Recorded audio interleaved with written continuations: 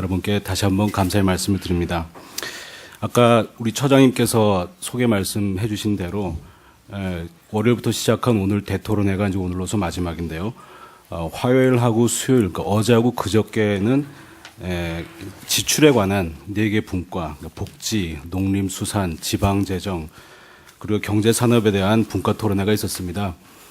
근데 거기에서 이제 주된 내용의 흐름이 우리 분야는 모자란다, 좀 더 늘려달라, 이런 의견이 주류를 이루었습니다. 근데 이런 의견을 다 100% 그대로 반영하다가 보면 우리 재정 여력에 비해서 지출이 과다하게 되지 않을까, 이런 인상을 강하게 받았습니다. 우리들이 경제학을 처음 배울 때 효용을 극대화하더라도 어디까지나 예산 제약 하에서 해야 된다고 그렇게 배우지 않았습니까? 그래서 특히 오늘 우리 토론회에서는, 분과 토론회에서는 재정 건전성 확보와 2012년 재정 운영 방향에 대한 토론을 하겠는데요. 특히 오늘은 예산 제약에 대해서 균형 잡힌 시각에서 재정 전체를 바라보는 그런 토론 내용이 되겠습니다. 잘 아시는 바와 같이 2008년 말에 발생한 글로벌 금융위기, 그리고 2009년에 뒤이은 세계 경제 위기에 대해서 이제 우리 재정이 부정적 효과를 완충하는데 커다란 역할을 했습니다. 그렇지만 그에 따라서 불가피하게 이제 재정 건전성이 크게 이제 훼손이 됐고, 또 뿐만 아니라 곧 다가올 본격적인 인구 노령화라든지 저출산 문제 등에 따른 우리 미래 재정 여건이 과연 안심할 수는 없는 그런 여건이라고 봅니다. 그래서 오늘 토론에서는 우리 재정의 현재 상황을 평가해보고 중장기적으로 재정 건전성을 확보할 수 있는 방법이 뭐겠는지, 그리고 이런 논의에 기초해가지고 내년 예산은 어떻게 편성해야 되겠는지, 여기에 대해서 토론을 해보도록 하겠습니다. 먼저 우리의 눈과 귀를 열어주실 6분의 토론자 여러분들을 한 분 한 분 소개해드리겠습니다. 먼저 한나라당 유일호 의원님이십니다.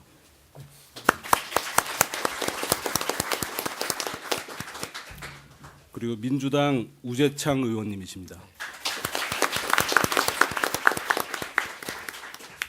다음으로 한국경제신문 고광철 논설위원님이십니다. 박기백 서울시립대 교수님이십니다. 계명대학교 윤영진 교수님이십니다.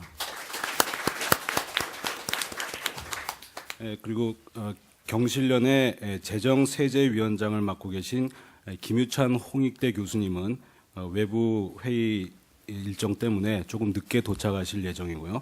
그리고 또 계명대 윤영진 교수님께서는 한 11시경에 또 역시 외부 일정이 있으셔서 자리를 이석하시게 되겠습니다. 그래서 이 사회자로서 좀 여기에 대해서 좀 여러분께 양해의 말씀을 부탁드립니다. 먼저 오늘 토론은 각 토론자께서 한 10분가량 총론적으로 주제 발표를 해주시고요. 그렇게 한 차례 돌아간 다음에 다시 세부 토론으로 들어가서 현재 재정 상황에 대한 평가, 그다음에 중장기 재정 운용 방향, 그리고 내년도 예산 편성에 관한 의견, 이렇게 세 주제에 대해서 주제 발표 때 못다 하신 말씀이라든지 토론자들의 토론을 듣고 거기에 대한 의견이라든지 이런 것들을 자유롭게 우리가 들어보는 그런 기회를 갖겠습니다. 그리고 끝으로 방청석에서 의견을 개진해 주시면 그걸 또 듣는 그런 시간을 갖도록 하겠습니다. 방청석에 계신 여러분께서는 질문을 하실 게 있으면 이 나눠 배포해드린 이 질문서에다가 질의 내용을 적어서 저에게 제출해 주시면 제가 질문을 대신 하는 그런 형식을 갖겠습니다. 그럼 주제 발표는 우리 두 분 의원님께서 먼저 해주신 다음에 좌측부터 그 순서대로 하겠습니다. 발표 시간이 10분으로 되어 있습니다. 이 앞에 보시는 것처럼 이렇게 타이머가 이제 있는데 10분을 지나치게 넘지 않도록 부탁 말씀드리겠습니다. 먼저 한나라당 유일호 의원님께서 주제 발표를 해주시겠습니다. 이것도 꼭 여당이 먼저. 우리 우재창 의원님은 재선 의원이신데 국회 관례상 재선 의원이 먼저 하셔야 되는 거 아닌가? 형님 먼저. 감사합니다. 이제 제가 귀국해서 이 재정 연구를 좀 하기 시작할 때부터 그 우리나라 재정이 이제 건전해서 여러 가지 많은 역할 순기능을 한다는 것을 이제 배우고 또 저도 주장을 하고 이제 그렇게 해서 왔습니다. 그런데 잘 아시다시피 우리나라 이제 본격적으로 재정의 위기랄까 재정 적자 문제가 우리나라에 없을 줄 알았던 재정 적자 문제가 대두된 게 딱 두 번이 있습니다. 두 번 다 이제 경제 위기 때문인데 이게 98년도에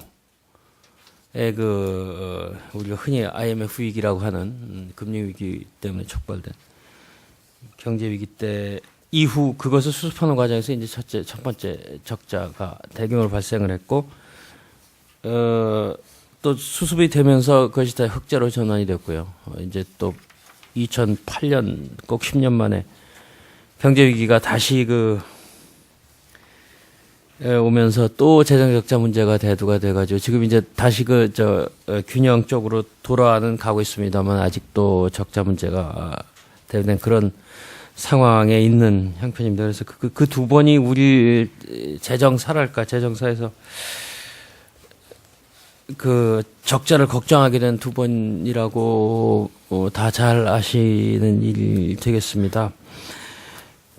그래서 이제 우선 재정 적자의 원인은 재정 지출이 늘어났기 때문이죠. 사실 어느 나라든지 그 재정 적자의 원인은 재정 지출이 급격히 늘어나면서 생깁니다. 미국이 재정 적자가 본격적으로 문제가 되기 시작했던 것도 지출의 문제에서부터 발생을 했던 것이고, 우리도 그런 것이라고 생각이 됩니다.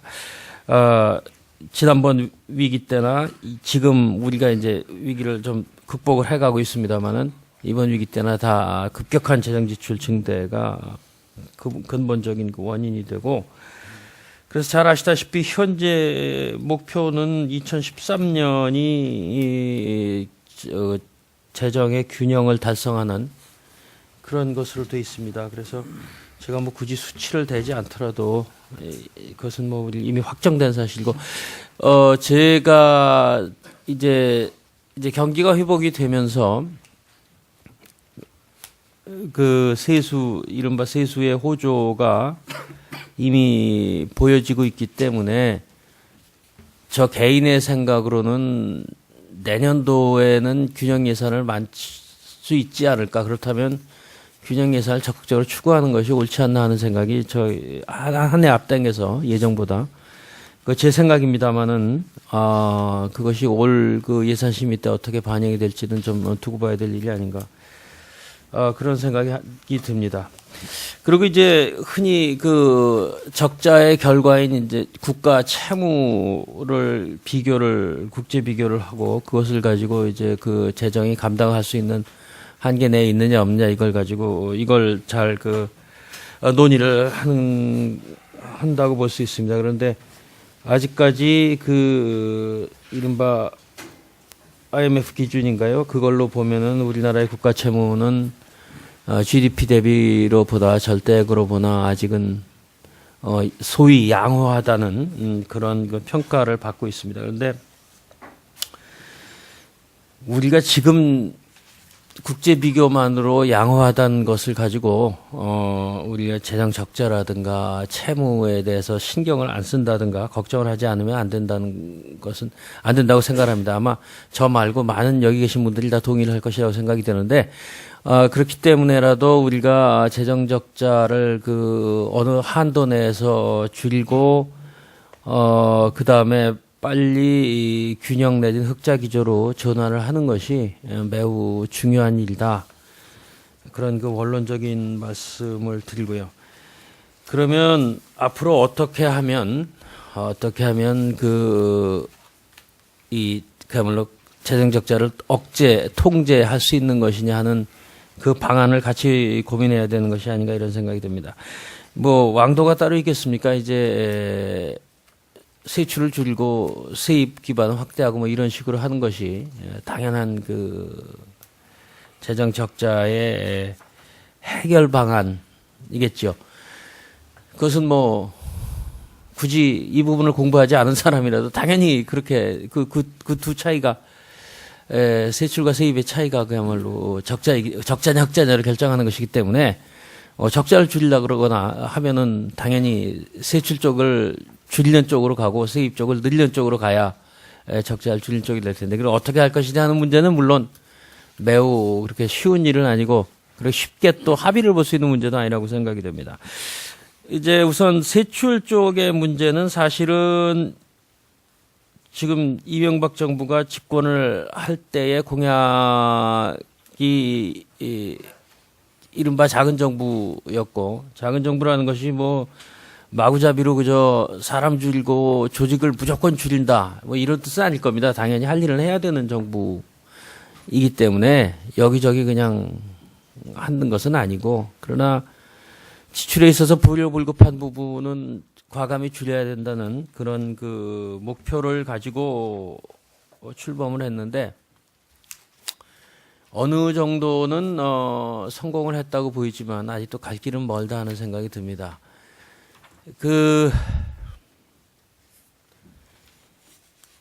예를 들면 공공기관을 이제 혁신하는 것이 이제 공공기관을 줄이고 규모도 감축하고 그러므로 해서 거기에 들어가는 예산, 그 소위 세출의 일부가 되겠습니다만은 그것을 줄이는 그 목표가 정해져 있었고 올해로 2010년 말로 그것이 이제 그 목표한 바가 완성이 됐다고 지금 평가를 하고 있습니다. 사실은 그 목표했던 기관들을 통폐합이 다 끝났습니다.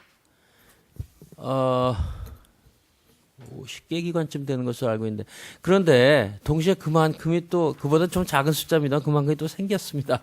그러니까 그보다 좀 작은 숫자지만 그런 측면에서 본다면 얼마나 이 지출을 줄인다는 것이 얼마나 힘든 일인가 하는 것을 또 알 수가 있는 것이죠. 이것을 근데 사실은 역대 어느 정부도 지출을 줄이는 그런 작지만 효율적인 정부를 하겠다고 하지 않은 정부가 정권이 없었는데 다 끝에 가서 다 늘어났습니다. 아마 지난 참여정부 많이 그걸 명시적으로 안 내걸었지 그 전에 김대중 정부, 국민의 정부도 그것을 내걸었고 그 전에 김영삼 정부도 그랬고 그 전에 노태우 정부도 그랬습니다. 그런데 결국 다 돈 늘어난 형태고 그것이 우리나라 재정 지출을 줄이는 데 있어서 효율적으로 줄이는 데 있어서 문제가 되지 않았던가 하는 생각이 들고 우리 이명박 정부도 그런 비판에서는 자유롭지 못한 그런 것이 됐다는 것을 말씀을 드리겠습니다. 그래서 앞으로도 뭐 2012년 또 그 새로 들어오는 정부의 입장에서도 정권의 입장에서도 당연히 이것은 불효불급한 지출은 많이 줄여야 되는데 제가 무슨 뭐 공공기관 숫자만 가지고 불효불급한 지출이 줄고 늘고 한다는 뜻은 아니지만은 그런 것이 생각보다는 굉장히 어려운 것이다. 그런 문제를 앞으로라도 우리가 신경을 써서 정말 원칙에 맞게 줄여가는 것이 가장 필요하겠다는 말씀이고요. 그 다음에 이제 구조 내 효율화 문제, 뭐 비슷한 얘기가 됐으면 불효불급한 지출을 줄인다는 것에 뭐 인력과 뭐 조직 이런 것만 얘기하는 것이 아니라, 이제 우선순위를 잘 정해가지고 줄일 것은 줄여야 되고 또 필요한 부분 늘려야겠죠. 이런 지출의 효율화 문제를 앞으로도 해야 되는데 지금 그렇지 않아도 사실 각 부분에서의 아까 우리 사회자이신 박정규 박사님이 말씀하셨지만 각 부분에서 다 필요하다고 늘리자는 요구가 뭐 그냥 정말 보물처럼 나오고 있는 상태에서 그것을 예산 당국이나 정권 차원에서 그것을 줄이기도 참 어렵겠다는 생각은 듭니다. 그런 어려우나 해야 되는 일 아니겠습니까? 이제 그런 부분이 있다고 보고요. 세입 측면에서 보면은 뭐 오늘도 얘기가 많이 나올 것이라고 봅니다만은 과연 감세냐 뭐 이런 문제가 있겠는데 우선 감세의 순효과가 장기적 효과가 어떻게 될 것인가에 대한 논의는 나중에 하더라도 세입 이른바 넓은 세원 낮은 세율의 원칙은 아직도 굉장히 유효한 원칙이라고 생각이 됩니다. 그래서 넓은 세원이라는 게 매우 중요한데 넓은 세원을 확보하기 위한 그러니까 뭐 흔히 지하경제 탈세의 적발이라든가 이런 것은 이런 노력 또 조세 제도 자체가 과다한 감면이 남발되어 있는 이런 것을 줄이는 것이야말로 넓은 세원 낮은 세율의 원칙에 입각하여 세입 기반을 확대하는 가장 좋은 방법이 아닌가. 그것이 우리가 추진해야 될 정책이라고 저는 생각을 합니다. 예, 이상입니다. 네, 네 감사합니다. 부드러운 어조로 하여튼 잘 말씀해 주신 것 같습니다. 여기에 대해서 민주당의 우재창 의원님께서 토론 말씀해 주시겠는데요. 그 소리 좀 안 나게 좀 바꿔주세요. 예. 우재창 의원님 부탁드리겠습니다. 예, 민주당의 우재창 의원입니다. MB 정부 들어서서 국가 채무가 급격하게 늘어났습니다. 외환위기 당시 경제의 안전판 역할을 해왔던 재정 안전성이 심하게 흔들리는 상황입니다. 예를 들어볼까요? 민주정부 10년 동안 적자 국채 발행 규모가 연평균 5조 6천억 정도였습니다. 그런데 MB정부 들어서 얼마냐? 무려 30조 원을 넘었습니다. 그 5배 이상 급증한 것입니다. 국가 채무가 전체적으로 MB정부 들어서 30% 이상 증가했습니다. 이것은 OECD 국가 중에서 가장 빨리 증가한 것이다. 이렇게 말씀드립니다. 이미 108조고 올해 28조가 더 늘어나면 올해 말에는 총 국가 부채가 435조에 이를 전망입니다. 증가 부분도 금융성 채무 등을 제외한 순국가 채무가 MB정부 연평균 21조 4천억에 달해서 참여정부의 6조 3천억에 3.4배에 달하는 아주 질이 좋지 않은 악성 채무의 급증인 것입니다. 나아가서 이명박 정부는 부자 감세 그리고 무리한 4대 항사업 등으로 초래한 최악의 재정 적자를 은폐하고자 하는 시도가 있습니다. 이게 무슨 소리냐 하면은 정부의 국고 사업을 이 수자원공사 등 이 공기업에 대규모로 떠넘기식 이게 일종의 분식회계를 자행하고 있는 거 아니겠습니까? 그래서 정부 발표 국가 채무가 작년에 한 400 정도 되는데 여기에다가 정부가 실질적으로 상환을 채울 수밖에 없는 공기업의 부채, 또 준공공기관의 부채, 전체 이게 한 286개 정도 되는데 이게 여기에 부채가 한 347조 가까이 됩니다. 그러니까 국가의 총 부채 규모는 700조에 달한다. 이렇게 말씀드릴 수 있겠습니다. 여기에 더 나아가서 정부의 보증 채무가 있습니다. 국채은행의 통화안정 잔액이 150조 정도에 달합니다. 그리고 한국은행의 외화 부채가 16조에 달합니다. 그리고 제가 존경하는 이한구 의원님께서 추정하신 것인데 공적연금 책임증금비금이 무려 745조에 달합니다. 이것을 포함하면 국가가 관리해야 할 관리 채무 대상은 1900조에 달한다. 이런 말씀을 드리겠습니다. 똑같은 이 한나라당 논법으로 제가 말씀드린 겁니다. MB정부는 감세와 작은 정부를 추구한다고 하는데 사실은 감세와 적자 정부를 추구하는 변종 신자유 정책을 취하고 있다. 이렇게 말씀드리겠습니다. 국가 부채는 결과적으로 국민들, 특히 부자 감세 혜택을 못 받는 서민들의 부담으로 돌아갈 것이 자명합니다. 그럼 어떻게 해야 이렇게 엄청나게 무너진 국가의 재정 건전성을 다시 회복할 것이냐? 첫째, 부자 감세를 해야 합니다. 이것을 통해서 세입 기반 확대가 필요하다라고 말씀드립니다. 소득세와 법인세, 과세 표준 최상위 구간의 세율 인하를 항구적으로 철회하면은 연간 약 3조 7천억에서 4조 5천억의 세입 기반이 확대됩니다. 그래서 내년부터 2014년까지 약 3년간 한 13조의 돈을 확보할 수 있다라는 말씀을 드리고요. 둘째로는 MB정부의 주요 국책 사업들이 있습니다. 예를 들어서 4대 항사업 한 22조, 보금자리 주택 12조, 또 30대 선도 프로젝트 그 126조 등 주요 사업 10개만 하더라도 총 사업비가 얼마냐? 무려 460조입니다. 여기에 국고 부담액이 160조 정도 되는데 MB 정부 임기 내에 110조를 이게 소위 말해서 투입하게 되어 있습니다. 이것에 대해서 민주당은 전면적으로 재검토해야 한다라는 의견을 내놓습니다. 세 번째, 국민 대다수가 반대했던 또 지금도 반대하고 있는 4대강 사업을 강행하기 위해서 MB 정부는 그동안 어렵게 구축해왔던 재정 규율들을 무너뜨렸습니다.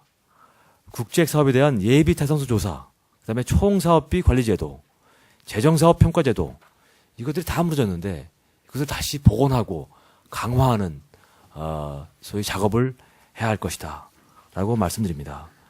성장을 우선하고 또 대기업을 우선하고 토목 건설을 우선하는 소위 MB노믹스 총체적 실패입니다. MB 정부가 따라한 미국의 레이건 정부를 보면은 소득세와 법인세 낮췄지만 감세에 투자 고용 효과는 현실화되지 않고 연방 정부의 재정 적금만 눈덩이처럼 불어났다. 이러한 교훈이 있다라는 말씀을 드리겠습니다. 재정 운용의 패러다임도 바꿀 필요가 있습니다. 서민과 중소기업을 위한 지원을 당연히 강화해야 되고 그리고 공장, 도로, 항만 이렇게 물적 자본 위주의 20세기형 투자에서 벗어나서 뭔가 사람에게 투자하는 교육, 보육, 복지 등 인적 자본 위주의 21세기형 투자를 해야 한다. 이런 말씀을 드리겠습니다. 제가 한 가지 여기 연구 결과가 있는데 장동구 박사님이 2009년도에 연구한 것인데요. 이렇게 말합니다. 성장률이 1% 높아지면 고용은 장기적으로 0.4에서 0.5% 늘어나지만은 고용이 1% 늘어나면 성장률은 장기적으로 2%에서 2.3% 정도 늘어난다. 이런 발표가 있습니다. 그러니까 고용에 투자하는 것이 결국은 이 성장에도 큰 도움이 된다. 이것이 바로 MB 정부가 취할 교훈이 아닌가 이런 생각을 해봅니다. 마치겠습니다. 네, 감사합니다. 우재창 의원님께서는 목소리는 부드럽게 해주셨지만 표현은 아주 강하게 해주셨습니다. 그래서 유료 의원님께서 또 하실 말씀이 있으실 텐데 거기에 대해서 이따가 그 주제 저희 그 심층 토론 시간에 기회를 드리도록 하겠고요. 다음으로는 우리 그 윤영진 교수님께서 발표를 해주시겠는데 원래 토론자 한 분당 주제 발표와 심층 토론 합해서 약 20분 가량이 할애되는데요. 우리 윤 교수님께서는 일찍 나가셔야 된다고 하니까 10분이긴 하지만은 뭐 충분하게 준비해 오신 말씀을 다 말씀을 해주시기 바랍니다. 윤 교수님 부탁드리겠습니다. 네, 안녕하십니까. 개명대 윤영진입니다. 일단 이렇게 좋은 자리에 특히 지방에 있는 교수를 초대해 주셔서 감사합니다. 사회자께서도 이야기를 하셨지만 원래 제가 한가한 사람인데 오늘 이상하게 좀 회의 하나하고 겹쳐 있어가지고 조금 일찍 나가는 것을 양해를 부탁을 드리겠습니다. 국회에서 원래는 예산 심의 단계에서만 주로 공청회라든 여러 가지 이런 세미나를 많이 토론회를 많이 한 걸로 알고 있는데 편성 단계에서 이렇게 하는 것에 대해서 상당히 의미가 있는 그런 기획을 했다는 그런 생각이 듭니다. 그래서 이러한 것이 좀 많이 활성화됐으면 좋겠다 하는 그런 말씀을 먼저 드리겠습니다. 건전성과 관련해서 지금 두 분 국회의원님들의 말씀을 들었습니다. 약간 상반된 의견 같지만 서로 일치되는 부분이 대부분이라고 생각을 합니다. 그래서 특히 이제 건전성을 지금 시점에서 어떻게 평가하고 어떻게 전망할 것인가의 문제인데, 건전성 평가는 이 재정 수지하고 이제 국가 채무로 우리가 보통 평가를 하게 되죠.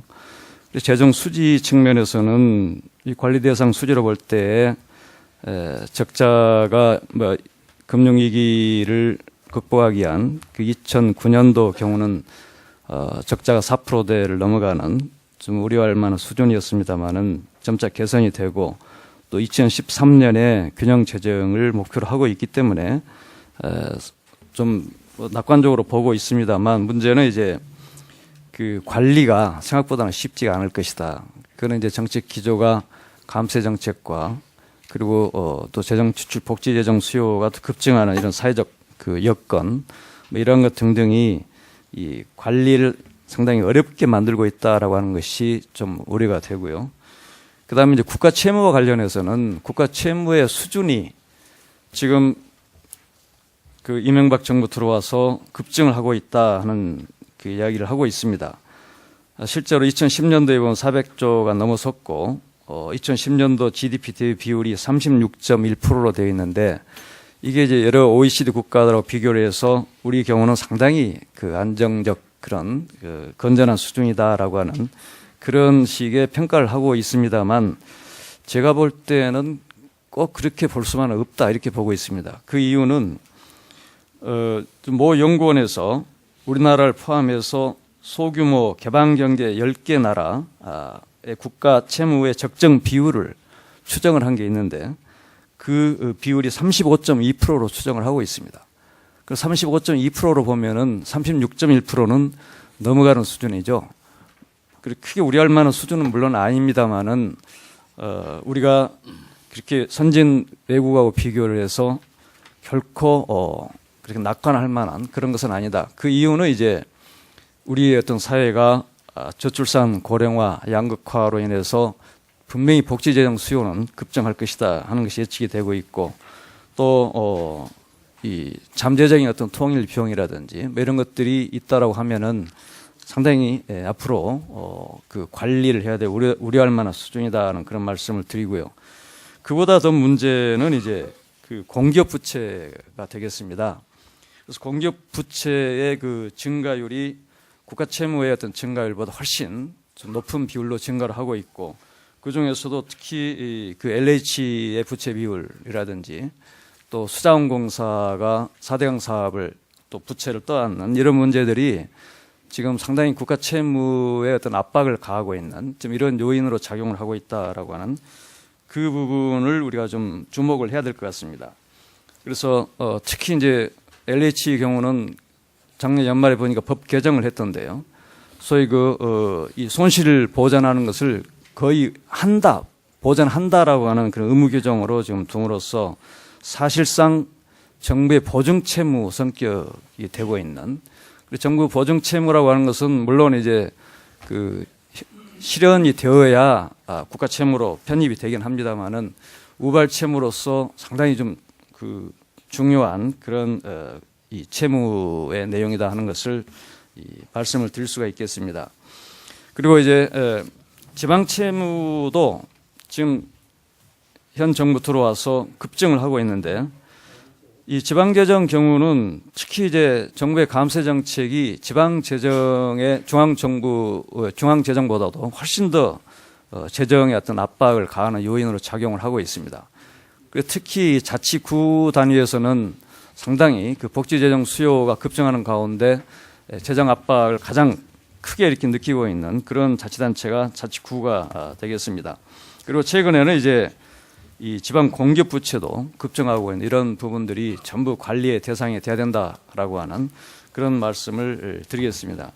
그래서 이 그 국가 채무와 관련해서는 저는 이제 국가 채무뿐만 아니라 재정 통계 전반에 그 통계 인프라를 새롭게 구축을 해야 된다 하는 것인데 지금 현재 그 작업을 기획재정부가 주도를 해서 하고 있는 것으로 알고 있습니다. 그 논란 가운데 이제 가령 공기업 부채를 국가 채무로 집어넣어야 된다라고 하는 주장까지 하고 있습니다만은 그거는 국제적 기준이라든지 여러 가지를 감안했을 때 바람직한 방법은 아닙니다. 다만 그 공기업은 따로 계산을 하되 관리는 저는 공공부문 채무로 관리를 해야 된다고 봅니다. 그래서 공공부문에는 우리가 정부 부문이라고 하는 일반 정부 부문이 있고 그다음에 공기업 부문이 따로 있죠. 그래서 그 두 개를 다 포함한 그런 그 채무 관리를 해야 된다 하는 그런 제 주장을 하고요. 그리고 이제 이 총채무만 가지고 할 게 아니라 순채무. 이때 순채무는 또 여러 가지 의미에서 순채무 개념을 그 정의를 할 수가 있는데 여기서 이야기하는 순채무 개념은 영국에서의 그 관리 개념에 해당되는 것인데 소위 이 유동성 그 금융 자산을 제외한 그러니까 쉽게 갚을 수 있는 돈 그 돈을 제한 개념이 순채무 개념입니다. 그래서 그 개념으로 관리를 할 필요가 있다 하는 그래서 이 국가 채무와 재정 통계의 인프라를 새로운 어떤 시각에서 구축을 해서 계속 정보 공개의 측면도 있어야 되겠지만 이 관리 측면에서 새롭게 관리를 해 나가야 된다는 그런 말씀을 드리겠습니다. 그 다음에 이제 그 재정 운용과 관련해서는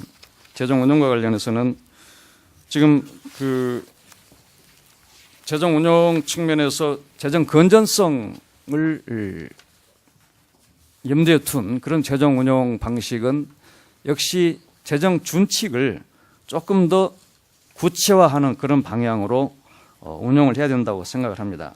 그래서 우리가 지금 보통 EU 마스트레이트 조약 같은 경우에 재정 적자는 GDP의 3% 수준, 국가 채무는 GDP의 60% 수준을 기준으로 잡고 있지만은 우리는 결코 그 기준을 적용하는 데는 많은 그 우리 나름대로의 어떤 독특한 그런 상황 속에 들어있다. 지금 재정이 처해 있는 환경이라고 하는 것은 양극화하고 저출산 고령화 그리고 이 저고용, 고용 절약형 그런 성장 이게 이제 우리 어떤 재정에 처해 있는 그런 상당히 중요한 그런 이 환경 요인이라고 보고 있습니다. 그래서 거기에 맞는 재정 운용을 해 나가야 된다고 보는데 지금 현재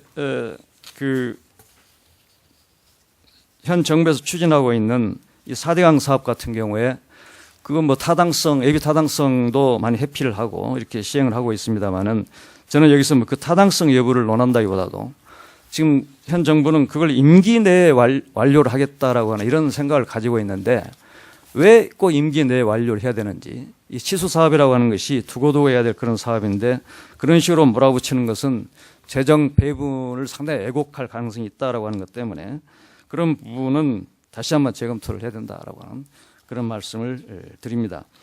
그 다음에 이제 최근에 이제 복지국가 논쟁이 정치권에서 상당히 활발하게 이루어지고 있는데 뭐 이러한 것은 상당히 바람직한 일이라고 봅니다. 그래서 이 앞으로의 어떤 우리나라의 어떤 미래의 모습을 새로 그려보는 그런 의미가 있기 때문에 그런 그 논쟁이 정치권에서 또는 학계에서 상당히 활발하게 이루어져야 된다고 보고 있고 특히 현 정부의 저는 문제는 이 금융위기의 극복에서는 상당히 성공적이었습니다만은 이 좀 장기적 비전이 좀 없는 그런 정부가 아닌가 하는 그런 생각을 가지고 있습니다.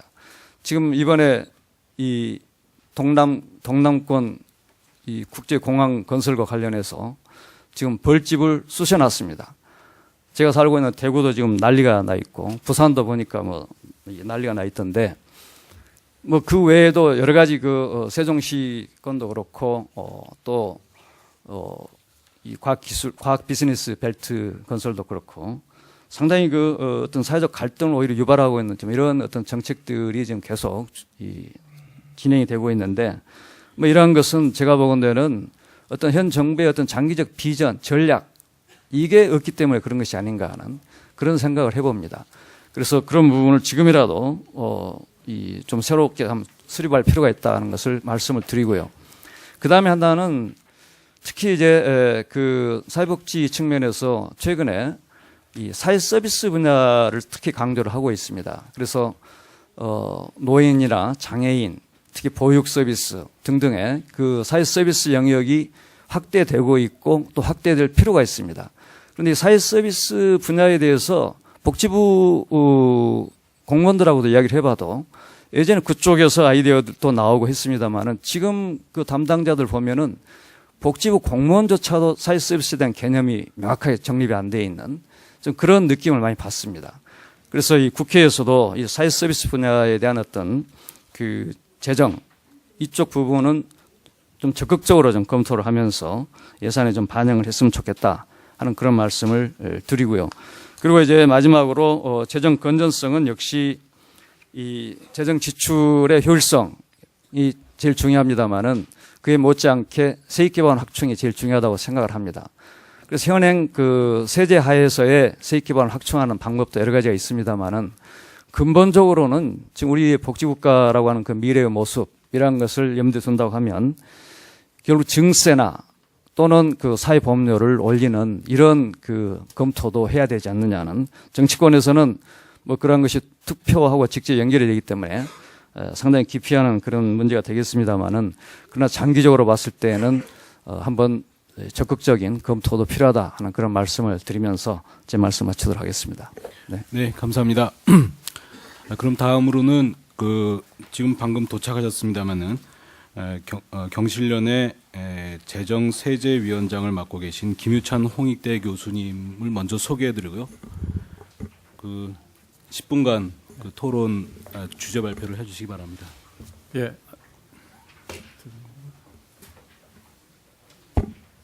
예, 안녕하세요. 저 늦게 오게 돼서 죄송하다는 말씀 먼저 드리겠습니다. 경실련 활동을 하고 있는 홍익대학교의 김유찬입니다.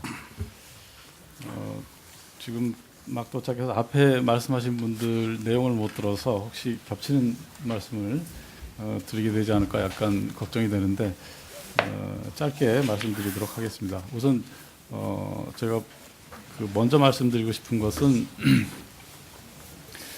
이제 재정 건전성 문제하고 관련해서 복지 재정에 관한 앞으로의 수요가 많을 것이다.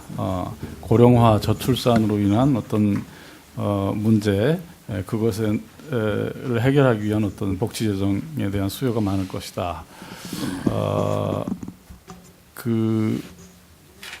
이제 복지 재정에 대한 수요가 많게 될 것이지만 앞으로 이제 고령화 저출산으로 인해서 더 다른 종류의 새로운 재정적인 증가 요인이 많을 것이기 때문에 이 복지 재정에 대한 복지 수요에 대해서 우리가 좀 자제해야 되지 않느냐 지금 시점에서 그런 학계나 혹은 정치권에서 얘기들이 있는 것 같습니다. 그래서 그거에 관해서 먼저 그런 대응 혹은 답변이 과연 우리가 전체 경제하고 사회적인 상황을 볼 때 적절한 답변인가 하는 데 대한 의견을 좀 말씀드리고자 합니다. 물론 이제 고령화나 저출산으로 인해서 향후 장기적으로 재정 운영이 좀 어려워질 것이라는 것에 대해서는 동의를 할 수밖에 없겠습니다. 그러나 고령화라는 것에 대한 문제 해결은 결국은 긍정적인 현상이고 국민들이 평균적으로 건강해지고 수명이 길어진다는 것은 긍정적인 현상이고 이것에 대한 대책은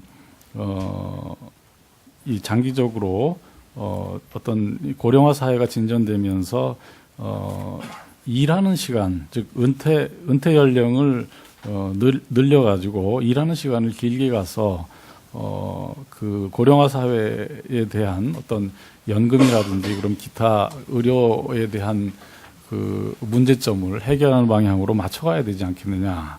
이제 그런 것이 이제 일본 같은 사회에서는 상당히 많이 진전이 돼 있어서 일본 사람들은 오래 살면서도 또 은퇴 연령이 좀 길고 우리보다 훨씬 늦고 이제 그렇게 해서 해결하고 있는 것 같은데 그런 방향으로 우리가 장기적으로 해결책을 찾아야 되는 것 같고요. 그다음에 저출산 문제가 사실은 고령화보다 훨씬 더 사회적으로 큰 문제라고 생각을 합니다. 그런데 이 저출산 문제라는 것이 사실 왜 우리에게 저출산 문제가 이렇게 심각하게 다른 사회보다도 아주 급격하게 심각하게 진전되었느냐를 생각해 본다면 우리나라에서 다른 OECD 국가들보다 훨씬 사회적으로 불안하기 때문에 이 주거 문제라든지 보육 문제라든지 의료 문제라든지 이런 사회적인 안정성이 굉장히 떨어지는 사회로 우리가 그 상태에서 벗어나지 못하고 또 대학생들의 예를 들어 등록금 부담이라든지 이런 것이 이 사회적인 안정성을 굉장히 심하게 해치기 때문에 과연 이런 세상에 자식을 낳아서 이런 세상에 내보내는 것에 대한 부모로서의 두려움 이런 것이 이제 크게 작용하기 때문에 이 저출산 문제가 심각하게 우리나라에서 이제 커지고 있는 것 같습니다. 그렇기 때문에 그럼 이런 문제를 좀 해결해 주기 위해서 그러니까 저출산이라는 것에 대한 어떤 근본적인 대책으로서 복지 문제를 우리가 확충해 나가야 된다 이런 이제 그런 그 대책으로서 나온 것인데 바로 이 저출산 문제 때문에 재정적인 어려움이 향후에 있을 거니까 복지에 대한 그 지출을 우리가 줄이고 자제해야 된다라는 것은 적절한 답변이 아니다 이런 생각이 들고요. 그 어떤 인과관계의 앞뒤가 바뀐 것이 아닌가 이런 생각이 듭니다. 그래서 이 재정 건전성 문제와 관련해서는 복지에 관해서는 그걸 이제 그 재정 건전성을 이유로 해서 복지 수요를 줄여가야 된다 이런 것보다는 어떤 복지로 인한 지출을 줄여 나가야 된다기보다는 장기적으로 어떤 우리 사회의 복지에 대한 수요를 줄여가는 방향으로 해결을 하는 것이 이제 바른 방향이다 이런 생각이 들고요. 이 장기적인 복지 수요라는 것은 1차적으로 어떤 그 현장에서 그러니까 어떤 2차적인 그 정부의 활동과 재정 및 그 조세 정책으로 해결할 것이 아니라 그 주택 시장에서 바로 물론 그 과정에서 조세 정책이 개입될 여지는 물론 있겠습니다만은 주택 시장 그 자체에서 해결해서 주거 비용을 적절하게 하거나 그 다음에 이제 노동시장 자체에서 1차적으로 해결하는 일을 통해 가지고 장기적으로 복지 수요를 줄여 나가는 것이 맞는 것이고 거기서 이제 장기적으로 복지 수요가 올라가는 것을 막아줘야 될 것 같고요. 그 다음에 이미 발생한 그 복지 수요에 대해서는 어떤 이 해결을 해야 되는 것이니까 사회의 안정성 확보와 재정 건전성이라는 두 가지 중요한 그 기준을 균형을 잡아가면서 해결해 나가야 된다 이렇게 생각이 됩니다. 바로 앞에 말씀하신 그 윤 교수님께서도 결국은 이런 것은 이제 그 세원 확대 혹은 증세 혹은 이제 사회보험료 증가로 해결을 해야 된다라고 말씀하셨는데 그 점에서 저도 전적으로 동감을 하고요. 그러니까 연금이라든지 의료보험 재정 같은 경우에는 그 대부분 증세를 통해서 그 정부 재정으로 지원한다기보다는 그것을 혜택을 보는 보험 가입자들의 그 보험료 자체를 올리면서 동시에 혜택도 늘려주는 지금 연금이나 의료보험이 우리 사회 안정성을 해치는 그 불안 요인을 커버해주는 수준이 이제 굉장히 낮은 수준이니까 그것을 점진적으로 확대해서 올려주면서 또 동시에 이제 그 보험료 가입자들의 그 부담을 늘려주는 방향으로 해결을 해야 될 것 같고요. 그 과정에서 정부 재정이 전혀 필요 없는 건 아니라고 봅니다. 거기에서 이제 아주 그 극빈계층에 대한 보험료를 대신 어느 정도 납부해 준다든지 그런 일부 부분적인 정부 재정이 도와주는 일은 해야 될 것 같고요. 이제 그렇지만 그 이외의 분야, 예를 들어서 보육이라든지 교육이라든지 그런 분야의 복지 문제에 대해서는 정부가 재정을 동원해서 좀 해결을 할 생각을 해야 되고 그렇기 때문에 세원 그 증세는 우리 상황에서 어느 정도 필요하다고 봅니다. 그래서 우리가 조세 부담률을 한 25%까지 올리는 것 그리고 그 국민 부담률은 조세와 사회보장기여금 합한 국민 부담률은 35% 수준까지는 올릴 수 있다고 생각이 되고요. 그것까지는 우리가 그 정도의 증세 혹은 국민 부담률 증가를 할 때까지는 그것이 어떤 경제 주체들의 그 경제 활동에 대한 의욕을 심각하게 꺾을 정도는 아니라고 생각을 합니다. 그리고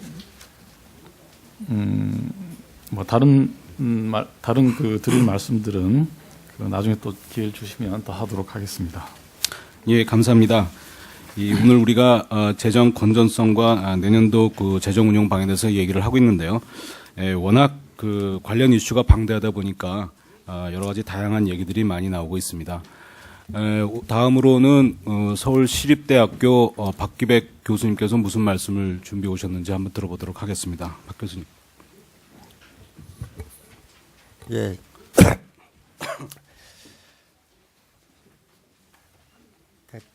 첫 번째로 이제 사실은 금융위기가 발생했기 때문에 우리나라 그 국가 부채가 증가하는 것은 사실은 불가피한 측면이 있었다고 생각이 듭니다. 근데 다만 이제 그러니까 불가피한 측면하고 이제 추가적으로 그 악화된 상황을 더 악화되게 만드는 상황은 좀 구분해서 이제 논의를 하는 게 필요하다고 생각이 들고요.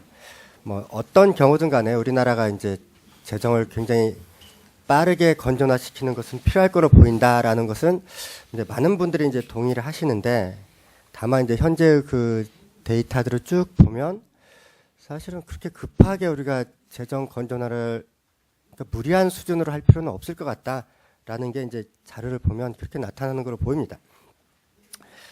그러니까 그 자료를 그대로 보시면 그러니까 국가 채무 비율인데요. 그러니까 GDP 대비 국가 채무 비율인데 2011년이 되면은 가장 피크에 오르고 그 다음부터는 줄어드는 걸로 이제 어느 경우나 다 나타나고 있습니다.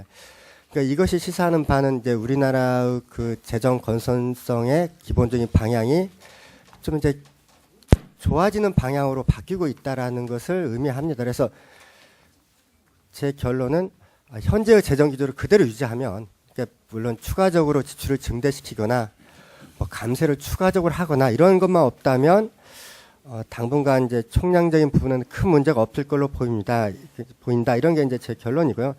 그렇기 때문에 이제 그 현재 그 기조 그러니까 예를 들면은 금융위기 때문에 할 수 없이 이제 증가했던 지출들을 그대로 다 이제 종료시키는 작업들 이제 자료에 따르면은 금융위기로 인한 긴급한 지출들은 대부분 예정대로 종료되고 있는 걸로 보입니다. 다만 이제 현재 논쟁이 되고 있는 것은 이제 감세를 유보한 것을 해서 이제 2년 유보한 다음에 실행하기로 한 것을 아주 포기할 것인가 계속 다시 이제 그 유보한 것을 실천을 할 것인가 이 차이인데요. 사실은 뭐 감세 자체가 나빠서가 아니라 그러니까 경제 위기로 인해서 이제 상황이 좀 소득 분배 등이 나빠졌기 때문에 적어도 과거 수준의 그 소득 분배의 역할, 그러니까 소득세, 법인세가 하는 소득 분배의 역할을 하는 게 좋지 않는가. 저는 뭐 소득 분배를 소득세, 법인세를 통해서 더 해야 한다는 뜻은 아니고요. 과거에 하던 것 수준을 더 낮춘다는 것은 좀 문제가 있다. 그 현재까지 하고 있는 수준을 더 나쁜 방식으로 가는 것은 좀 문제가 있어 보인다. 그래서 현재 수준은 유지하는 게 좋지 않을까. 그런 의미에서 소득세, 법인세 감세는 이제 포기하는 형태로 하는 게 어떨까 하는 것이 이제 제 생각이고요. 이제 분야별로 가서 보면은 이제 일단 분야를 국제 기준에 맞춰서 분류하는 작업부터 다시 하지 않을까 하는 게 제 생각입니다. 이제 현재 이제 분류한 분야를 보면 예를 들면 뭐 R&D라는 분야가 있는데 이제 국제 기준에 따르면은 사실은 그 R&D라는 분야는 그렇게 큰 틀로 나와 있지는 않거든요. 이렇게 전체 그 코퍼 그 UN이라든가 다른 데서 IMF에서 하는 그 분류 기준에 따르면 들어가 있지는 않습니다. 일단 또한 이제 분류 기준에서 보면 우리나라는 총 지출을 기준으로 분류를 한다고 되어 있습니다. 총 지출을 기준으로 할 때의 문제는 뭐냐면 이제 융자가 들어가는 거죠. 이제 융자가 들어가는 문제가 있는데 이제 융자하고 순수한 지출하고를 똑같이 볼 수가 있을까 이런 문제 때문에 이제 우리가 그것을 어떻게 제대로 나누어서 파악을 할 수 있을까는 좀 더 이제 논의를 해봐야 하는데요. 총지출 기준으로 하는 것을 통합재정 기준으로 일단 먼저 바꾸는 작업부터 해서 분야별로 지출이 어떻게 움직이는 걸 보여줘야만이 분야별 배분에 대한 제대로 된 논의가 시작될 수 있다 이렇게 되고요. 두 번째는 이제 사실 기능별 분류, 분야별 분류라는 것이 원래 예산 편성할 때 아주 과거에는 없었죠. 없었는데 그 미국에서 그 국회의원들이 그렇게 하면 사실은 우리 국가라는 곳이 어느 쪽에 정책의 포커스를 맞추고 있는지를 알 수가 없다. 그러니까 당신들이 예산을 낼 때 행정부한테 당신들이 예산을 낼 때는 기능별로 다시 분류를 해달라. 우리로 말하면 분야별로 분류를 해달라. 그래야만이 국가 정책이 어디로 가는지를 볼 수가 있다. 이런 진짜 혁신이죠. 그러니까 그렇게 바꿔준 건데 우리 할 때 보면 항상 그 지출을 기준으로 분야별 지출을 기준으로 뭐 어디를 늘렸다는 것이 있지 어디를 축소하겠다는 것을 잘 표시를 안 하고 있어요. 그러니까 진짜 어디를 줄여서 그것이 어디를 강조하는 것으로 바뀌고 있다는 것을 명확히 보여주는 것이 첫 번째 작업이라고 생각합니다. 그걸 봐야만이 이 그 연구자들이 나 뭐 다른 뭐 의원님들이 이게 방향이 좀 이상하다든 이런 평가가 가능할 거라고 생각이 들고요. 뭐 복지 분야에 대해서는 뭐 말씀 많이 하셨으니까 어차피 증가할 거로 보이고요. 그것을 이제 경제 사업을 좀 줄여서 아까 여러분이 말씀하셨지만 SOC를 좀 줄여서 조달하는 방식으로 가면 될 것 같고요. 뭐 그거보다는 이제 제가 뭐 다른 토론회 갈 때마다 여러 번 주장하지만 사실 우리나라 역사를 쭉 보면 아까 뭐 처음에 뭐 유일호 의원님도 말씀하셨지만 주로 재정의 큰 위험이 그러니까 부채가 왜 이렇게 갑자기 느는가 국가 부채가 두 가지 상황입니다. 하나는 금융 분야고 하나는 에너지 분야였습니다. 그러니까 과거로 말하면 석유 파동이 우리나라 부채를 그러니까 국가 부채를 확 늘리는 역할을 했었고요. 최근에서는 두 번에 걸쳐서 금융 부분이 위기가 발생하면서 국가 부채가 확 늘어나는 현상이 나타나고 있습니다. 그래서 국가 부채를 근원적으로 줄이는 방식은 뭐 각종 부분을 보는 게 아니라 사실 그 원천을 봐야 한다고 생각합니다. 그 원천은 어디가 있느냐? 금융위기거나 에너지 위기입니다. 제 생각에는 앞으로도 금융위기가 발생하거나 에너지 위기가 발생하면서 국가 부채가 크게 늘 걸로 보입니다. 그래서 그걸 줄이려면은 거기에 대한 어떤 재정 부분은 선제적인 조치가 필요하지 않을까.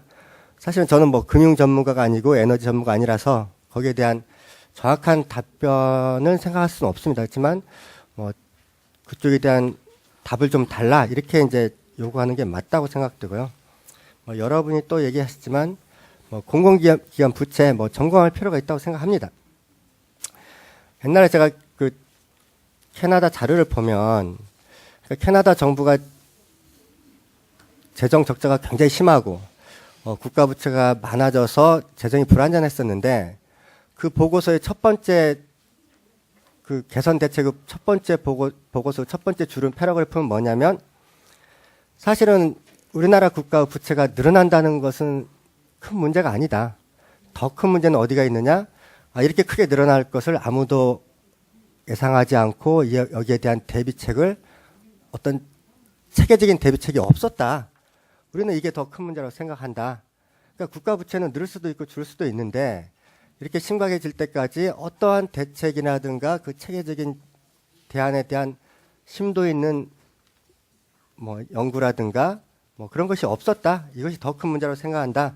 저도 뭐 똑같이 공공기관 부채에 대해서도 뭐 체계적으로 통제할 수 있는 방안이 우선 필요하다고 생각하고요.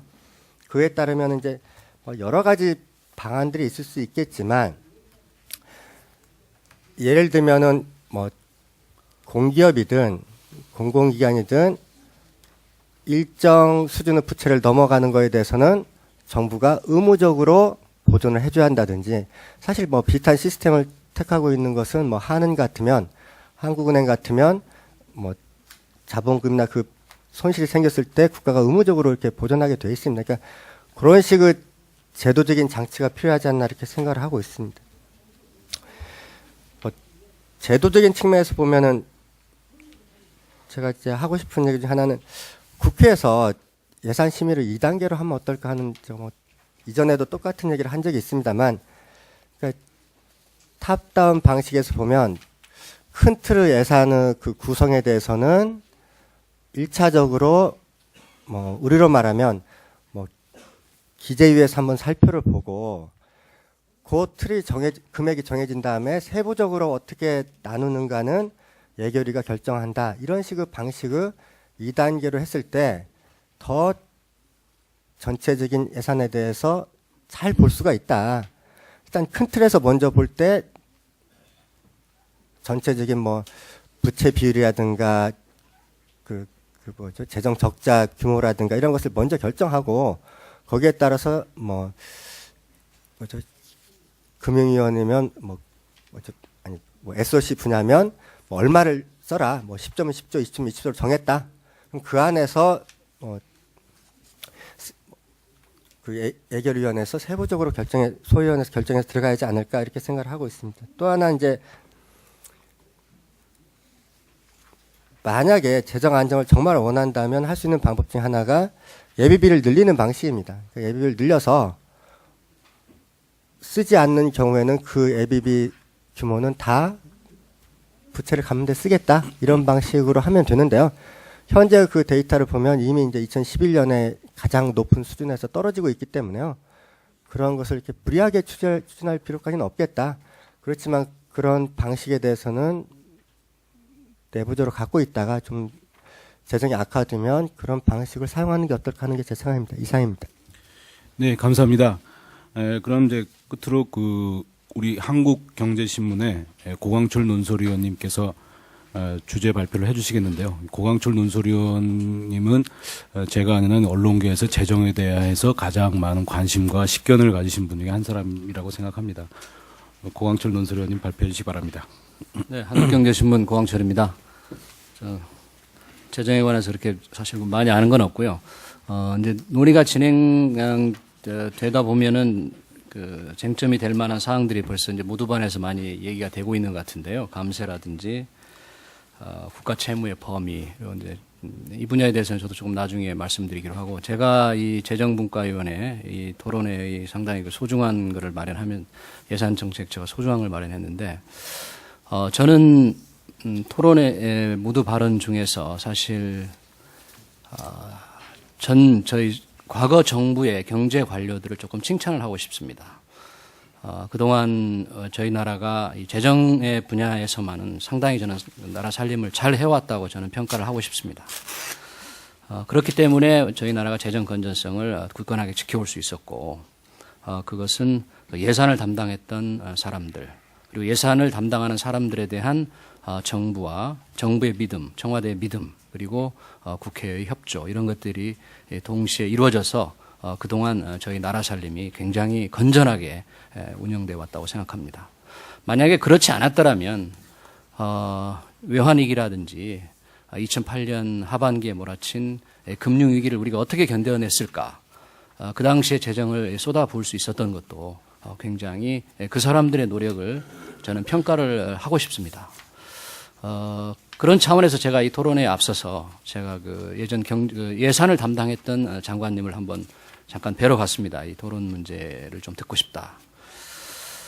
그랬더니 그분은 이제 그런 얘기를 안 했는데, 제가 그분은 그 과거를 생각하면서 이런 일도 있었다고 저한테 전해주더라고요. 당시 예산을 워낙 까다롭게 관리하고 각 부처의 요구를 줄여가면서 압력을 받아들이지 않으면서 예산 관리를 하다 보니까 예산 담당 고위 관료들은 국정원이라든지 또는 군의 이런 그 사찰까지 받는 적이 있었다. 그럼에도 불구하고 그걸 지키려고 굉장히 노력을 해왔던 지난 20, 30년간의 시절이었다. 이렇게 회고를 하는데, 그분이 근데 최근에는 정말 요즘 이렇게 정부를 보면 이 나라의 금고지기를 하려고 하는 그런 의지가 굉장히 약해진 것 같다. 물론 경제 위기를 극복하기 위해서 그만큼 이제 재정 지출을 할 수밖에 없었고, 그로 인한 효과도 우리가 거두고 있지만 최근 들어서는 그걸 다시 원상복귀시키려는 그런 노력들이 굉장히 약해져서 후배 그런 경제 관료들의 굉장히 실망스럽다. 그래서 국고지기들이 좀 더 정신을 차려야 된다. 이런 얘기를 하는 걸 보고 굉장히 동감을 했습니다. 그분이 그러면서 이제 예를 들은 게, 아까 저희도 저 토론 모두 발언 중에 좀 나왔지만 그 예비 타당성 조사에 면제된 거를 많이 예를 드시더라고요. 근데 제가 예비 타당성 조사에 그 면제 관련된 그 국가재정법 시행령이 아마 고쳐진 게 2009년 상반기였던 것 같은데, 그 내용을 정확히 제가 모르지만 아마 당시 그 시행령이 고쳐진 걸 기억하기로는 그 재해 복구 위주였던 그 면제 요건이 예방을 할 때도 조금 재예방을 하는 쪽으로 많이 비중이 올라가고, 또 국가 정책 사업의 경우에는 예비 타당성 조사를 면제하는 쪽으로 아마 시행령이 바뀌어진 것 듯한 그런 기억을 제가 하고 있습니다. 그러면서 그런 정책들을 보니까 지금 이 정말 나라 살림을 잘 지키려고 하는 의지가 있는가 하는 그런 회의가 든다. 이런 지적을 했는데, 물론 재정법 시행령을 고치는데 나름대로 이유가 있었을 것으로 봅니다. 기획재정부에서 재해 복구만을 가지고는 안 되고, 앞으로 재해가 일어나지 않도록 예방하기 위해서 이제 그 대표적인 여러 가지 그 준설이라든지 재방 보강이 필요하다. 결국 그게 이제 4대강 논란의 한 분야, 중요한 분야의 하나로 이어지고 있는데, 그걸 걱정을 하셨습니다. 만약에 예비 타당성 조사 이 면제가 있더라도 그런 거가 재정을 관리하려는 그 의지가 좀 약해진 거기 때문에 그런 것들은 정부가 좀 필요하지만 좀 요건을 명확하게 해야 되고 투명하게 해야 되고 엄격하게 적용해야 된다. 그런 것들을 이 국가가 또는 국회라든지 시민단체들이 철저히 감시를 하고 견제를 해야 된다. 정부의 노력만으로 최근에 그 약화된 그런 재정관리 의지를 보니까 그런 견제 수단이 필요하다 이런 말씀을 하셨고 저도 그게 많이 동의를 하고 오늘 토론에서도 그걸 좀 제가 강조를 합니다.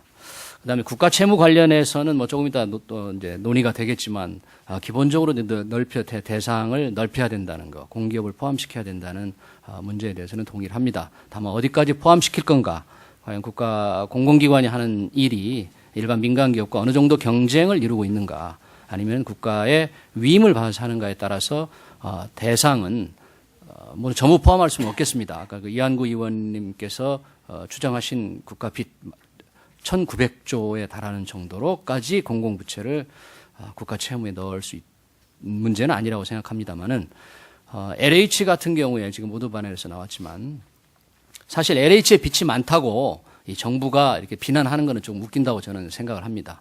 당연히 LH가 빚이 많을 수밖에 없게 국가 사업을 해왔기 때문에 그 빚이 많을 수밖에 없는 빚이 많이 늘어나도록 정부가 사업을 위임을 했으면서 그 자체에 대해서 정부가 책임지지 않아도 되는 듯한 그런 방관자적인 자세를 그동안 보였던 것은 비판의 여지가 크다고 생각합니다. 이제는 그런 문제에 대해서 정부가 명확하게 지난번에 LH에 관한 이제 LH 관련된 것 몇 그 정부 지원이 이렇게 들어가면서 역시 LH의 빚도 정부가 감당해야 될 빚이라는 인식이 국민들 사이에 공감대가 형성되고 있는데 LH가 하는 걸 보면은 사실은 지금 주택공사, 토지공사, 주택공사 이제 합쳐놓은 건데 사실 주택청이라고 해야 돼. 지금 하고 있는 일을 만약에 정부 기관에 하나 본다면 주택공사가 아니라 주택청이라고 할 수밖에 없는 그런 상황이기 때문에 그런 일을 하면서 진 빚을 정부가 책임지기 어렵다거나 방관하는 그런 자세는 문제가 있다고 생각을 합니다. 그런 유형의 공공부채, 소위 국가가 감당해야 될 공공부채가 적지 않을 것 같습니다.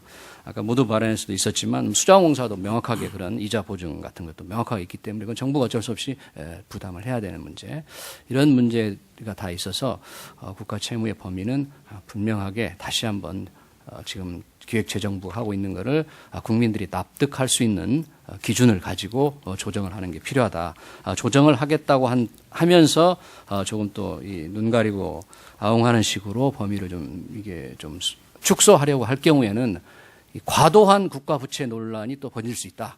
뭐 1,900조 별로 동의하지 않습니다. 사실 국가 부채가 현재 국가 부채가 뭐 400조라는 것보다는 많을 것으로 하지만 1,900조라는 것도 동의하지 않는데 정부가 솔직하게 하지 않다 보면 지나친 국가 부채 규모가 돼서 오히려 국민들로 하여금 굉장히 혼란을 빚게 되고 정책 수행하는 데 문제가 되기 때문에 정부가 그런 부분에 더 솔직해져야 된다.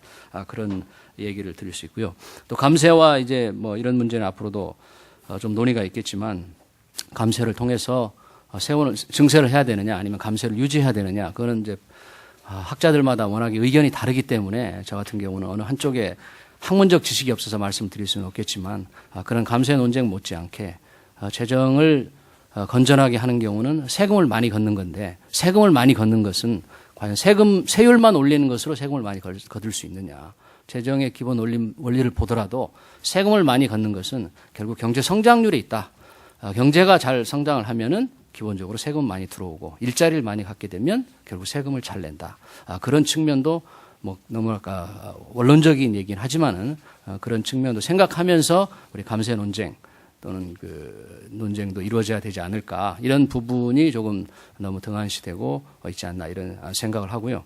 또 분과 이제 토론에서 조금 더 말씀드리겠습니다만 재정 건전성이 사실 그러니까 작년에 국가 채무 GDP 대 국가 채무 비율은 아마도 작년에 거의 피크에 달했거나 또는 달했거나 그래서 조금씩 이제 둔화될 것 같은데, 물론 그 범위에 따라서 달라지겠지만 안타까운 점은 이제 2012년 내년으로 들어가면서 이 국가 채무를 더 까다롭게 관리해야 될 경제적 여건인데 정치 사회적 여건은 국가 채무를 까다롭게 관리하기 어려운 시기로 접어들고 있는 데 따른 상당한 논란을 과연 어떻게 이제 정치권과 지도자, 미래의 지도자들이 이걸 할 건가. 그 부분에서 좀 걱정이 됩니다. 그런 부분은 이제 모두 분과 조금 이따 토론해서 좀 말씀드리도록 하겠습니다. 네, 감사합니다. 네, 네, 고맙습니다. 이상으로서 이제 주제 발표를 다 한 번씩 들어보는 시간을 이제 가졌고요.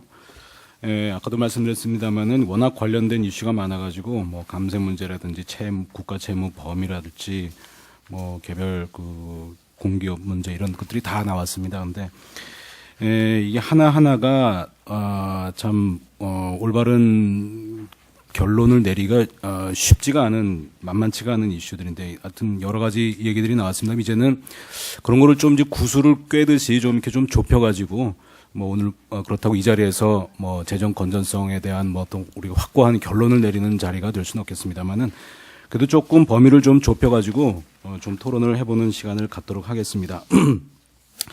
당초에는 세 부분으로 나눠갖고 우리 재정의 그 현황에 대한 평가, 과연 건전한가 안 한가 이런 얘기를 맨 처음 하려고 했습니다만은 여기 토론으로 자로 나오신 분들 모두가 다 이게 그 잠재적인 위협이 많다, 또 고령화로 인한 그 부담이 점점 다가오고 있다, 여기에 대해서는 다 동의를 하시기 때문에 그건 이제 넘어가도록 하고요. 두 번째로 이제 그 재정 건전성 확보 방안. 주제 발표하실 적에 일부 얘기가 나왔습니다만은 이 재정 건전성 확보 방안을 중심으로 아까 못다 하신 말씀이라든지 그 다른 토론자분이 말씀하신 것에 대한 반론이랄지 뭐 이런 또 생각나시는 얘기 이런 것들을 쭉 한번 들어보는 그런 시간을 갖도록 하겠습니다. 어떻게 유일호 의원님부터 먼저 시작해 주실까요? 계속 제가 먼저 합니다. 요 다음번에는 이제 유재창 의원님 먼저 시작하도록 하겠습니다. 예.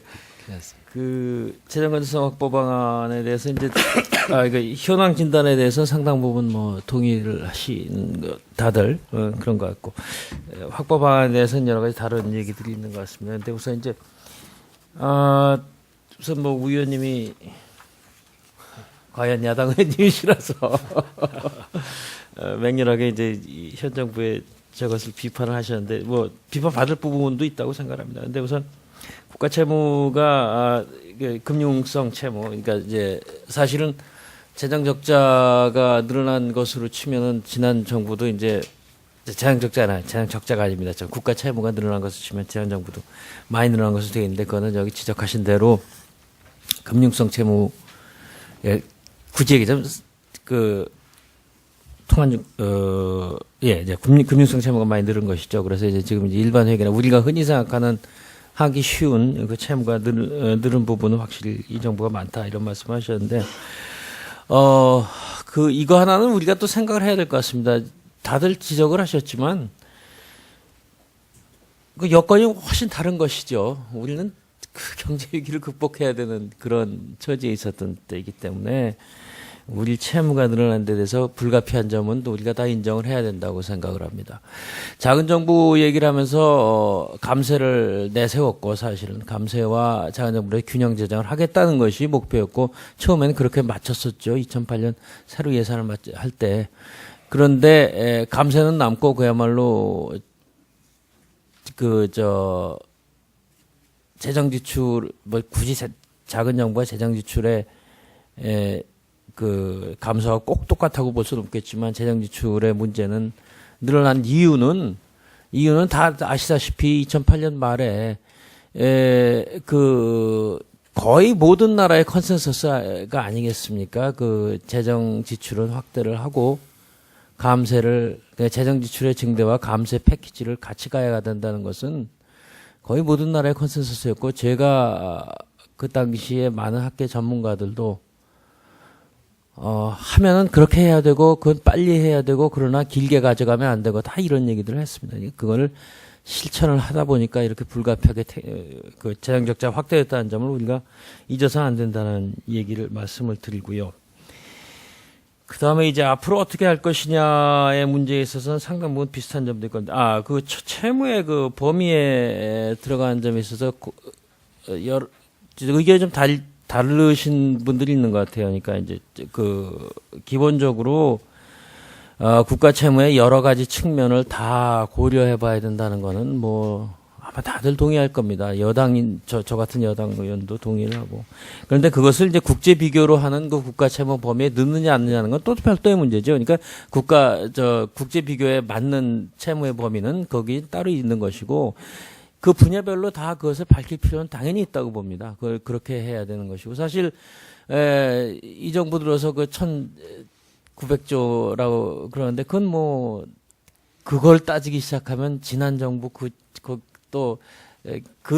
전도 다 그렇게 엄청난 숫자였죠. 그건 뭐 처음 이게 이한구 의원님 가셨지만 그게 문제가 됐던 게 바로 2000년이죠. 2000년에 당시 총선을 앞두고 이거를 그야말로 김대중 정부의 일격을 가하신 그거 아닙니까? 그래서 이제 근데 그 당시에는 이런 통계에 대해서 매우 반대를 하시던 분들이 요새는 이제 또 그걸 또 그렇게 해야 된다고 현 상황 가지고 하시는 분들이 계시더라고요. 그래서 이제 그거는 그렇다는 말씀이고 뭐 과거 얘기를 할 것은 없고 그래서 저는 이 통계 문제는 다 같이 봐야 된다고 생각을 합니다.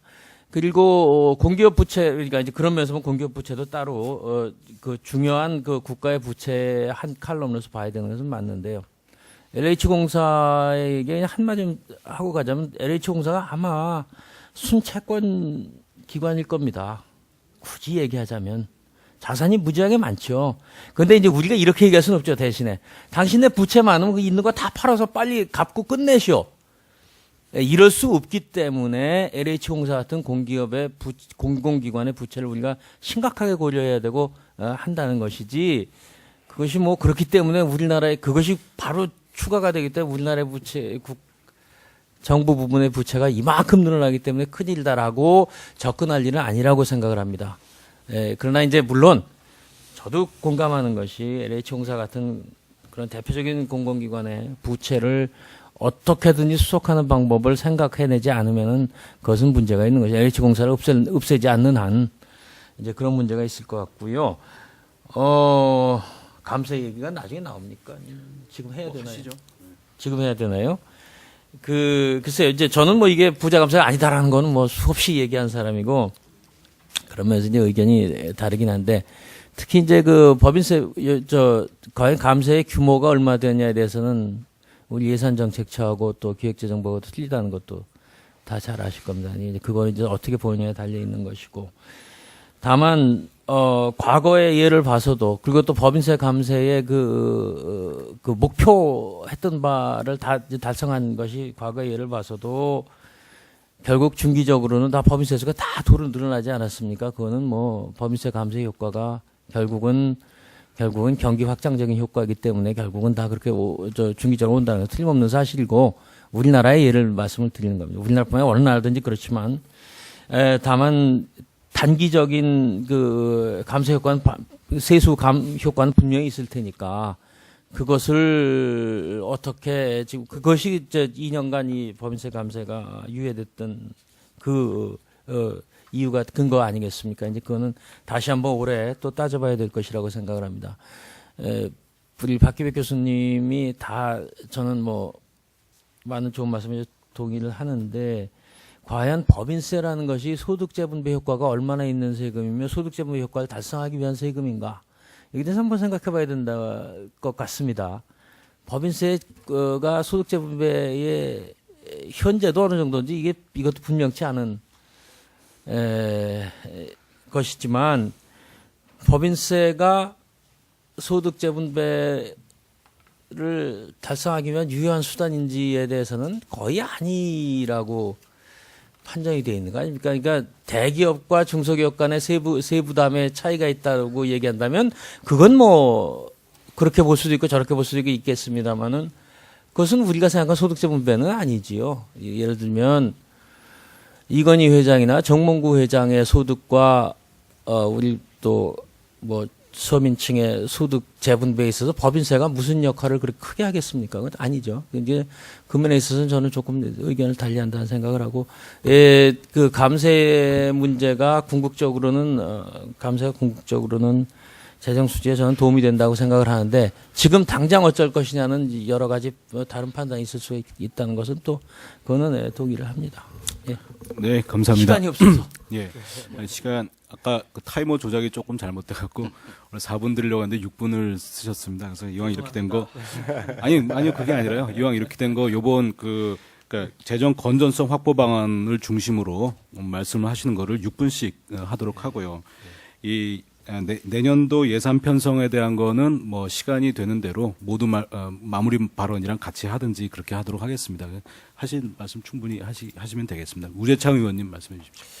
예, 이제 제가 관리 대상 국가 채무가 1,900조에 달한다 이렇게 얘기할 때 이게 이제 이한구 의원님 어법이다라는 말씀을 제가 분명히 드렸습니다. 이제 그 예전에 한나라당이 야당일 때 이런 어법으로 이제 사실 저희들을 공격해 왔었는데, 근데 분명한 것은 물론 이것에 대해서 제가 다 동의하는 것은 아닙니다. 여기에 예를 들어서 한국은행 외화부채다, 공적연금 책임준비금 이게만 745조 되는데 이런 건 사실 들어가는 것이 맞지 않죠. 통화안정기금 잔액 뭐 이런 것들 하지만 공공기관의 이 부채, 그다음에 정부 보증 채무, 그리고 그 국채은행의 부채, 이것은 이제 국가 부채에 넣어야 하는 것이 아닌가. 그렇게 하면은 그것만 보더라도 사실은 지금 현재 작년 말 아마 400조 정도 나고 보는데 그것이 따블은 될 겁니다. 최소한. 어제만 해도요. 예를 들어서 어제만 해도 국회 예산조처처에서 아주 숨겨진 지뢰 같은 걸 하나 발견했는데 그것이 뭐냐면 손실보전 의무조항 공공기관의 채권 발행 규모입니다. 그러니까 무슨 소리냐? 10개 공공기관이 있습니다. 여기에 이제 LH공사 들어가고 그다음에 정책금융공사, 주택금융공사 이런 게 들어가는데 보통 이 공공기관은 대개 손실 보전하면은 그 손실 보전에 대해서 그러니까 예를 들어서 회사 손실이 났는데 이것이 영업이익으로 메꾸지 못하는 경우에는 정부가 그 빚을 떠안는 이런 것이란 말이에요. 이것이 무려 얼마냐? 10개 공공기관이 손실 보전 의무조항 공공기관입니다. 무려 지난해 235조 그다음에 3천억 정도의 채권을 발행했습니다. 이게 어마어마한 겁니다. 이게 지금 현재 국가 채무의 60%에 육박하는 겁니다. 이런 숨겨진 것이 있는 것이에요. 이런 것이. 그리고 이것은 뭐냐면은 국가정법에서 이게 국가보증 채무관리계획 세워가지고 뭐 국회에 보고하고 이렇게 되어 있지 않습니다. 채권 규모, 내역, 이 국회 전혀 알 수 없는 이런 식의 사실은 또한기식의 하지만 국가가 손실을 보존해야 되는 이러한 채무가 있는 것입니다. 이런 것들을 집어넣지 않는다면은 이게 말이 안 된다라는 말씀을 드리고, 그리고 이제 우리 유 의원님께서 경제 위기 극복 때문에 재정 지출이 이 규율이 재정 지출도 많아졌고 그거와 수반해서 규율도 좀 무너진 면이 있는데 이것은 어느 정도 양해가 되는 것이 아니냐 이런 말씀을 하셨단 말이에요. 그런데 재정 이 규율이 무너진 것이 가장 어디서 이제 발견되느냐면 4대강 사업입니다. 과연 4대강 사업이 경제 위기 극복에 얼마나 큰 도움이 되겠습니까? 일자리 창출 천만의 말씀을 생각합니다. 저는요.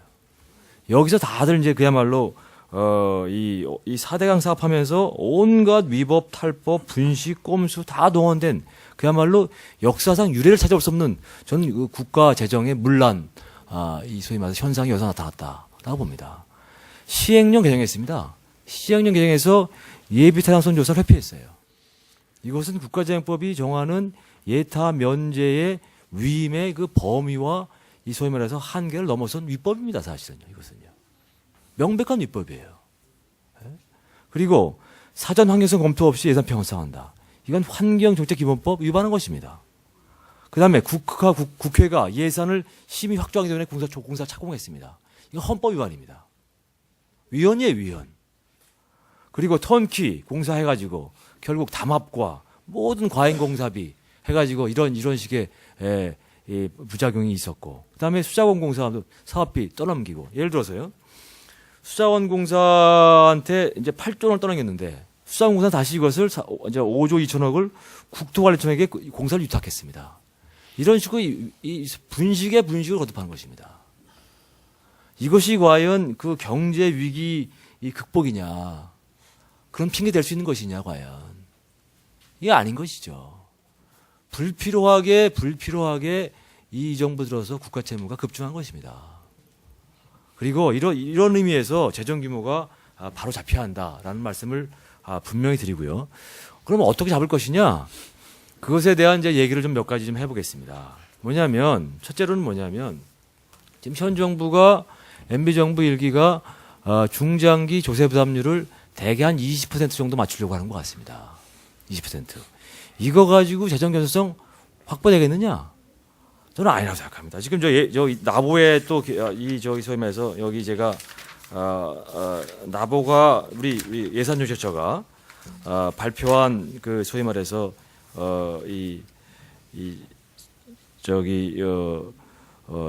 국가 재정 운용 계획 과연 2014년에 균형 재정을 달성하겠느냐? 이거 보면요. 정부는 이제 대개 국가 채무가 GDP 대비 한 32%로, 그다음에 관리 대상 수지가 한 2조 7천억 정도로 플러스 돼서 대충 2014년에 잡힐 것이다라고 얘기를 합니다. 나보의 계산을 하면은 이것이 GDP 대비입니다. 국가 채무가 무려 40.2%까지 올라간다. 무려 622조까지 올라간다라고 보는 것입니다. 그다음에 관리 대상 수지가 거의 56조를 넘어서는 적자를 기록할 것이다라고 보는 것이거든요. 전 나보 예측이 훨씬 더 현실할 것 같다고 생각합니다.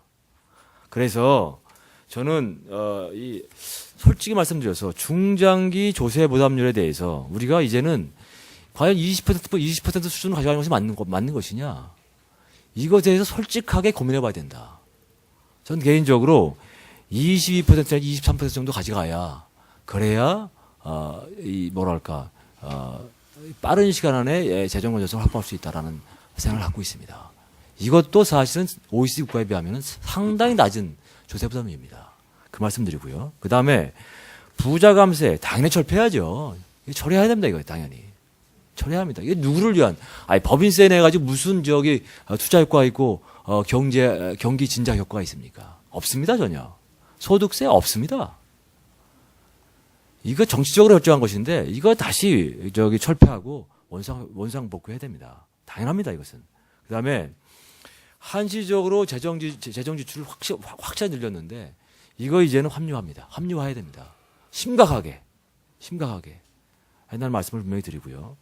그 다음에 국가 재정 운용 계획에 대해서 뭔가 이 구속력을 높여야 합니다. 이거 해놓고 그냥 소위 발표만 해놓고 전혀 지키지 않는 국가 재정 운용 계획, 이게 뭔 필요가 있는 것입니까? 그거를 써놨으면은 구속력을 높여야죠. 반드시 그렇게 해야 된다. 그 다음에 아까 말씀드렸던 예비타당성 조사라든지 성과 평가 엄격하게 해야 돼서 이 무너진 재정 규율을 다시 한번 회복해야 된다. 이런 말씀 분명히 드립니다. 지금 저는 지금 아직도 우리가 여지가 있다. 국가 채무의 GDP 대비가 이것이 아직도 이 선진국에 비해서 상당한 여유가 있다. 이렇게 얘기하는 동의하지 않습니다. 왜냐하면 너무나 숨겨진 지뢰들이 많습니다. 사실은요. 너무나. 특히 이 정부 들어서 그런 지뢰들이 급증을 했습니다. 그렇기 때문에 지금 넌 이미 40%를 훨씬 넘어가서 50% 유파하고 있다라고 생각을 합니다. 그렇기 때문에 이미 빨간불이 켜진 것이고 이것에 대해서 심각하게 생각해야 되고, 제발 우리 학계에서도 이 재정에 대해서 여지가 있다는 식으로 얘기하는 이것은 굉장히 비겁한 짓이다라는 말씀을 분명히 드립니다. 네, 마치겠습니다. 네, 우재창 의원님 감사합니다. 근데 아까 말씀하신 가운데 나온 그 나보의 전망에 대해서 제가 좀 약간 보충 설명을 드려야 되겠는데요. 지금 가지고 계신 책자에 17페이지에 그 표가 나옵니다. 근데 이게 저희들이 앞으로 이렇게 될 것이다라고 전망한 게 아니고요.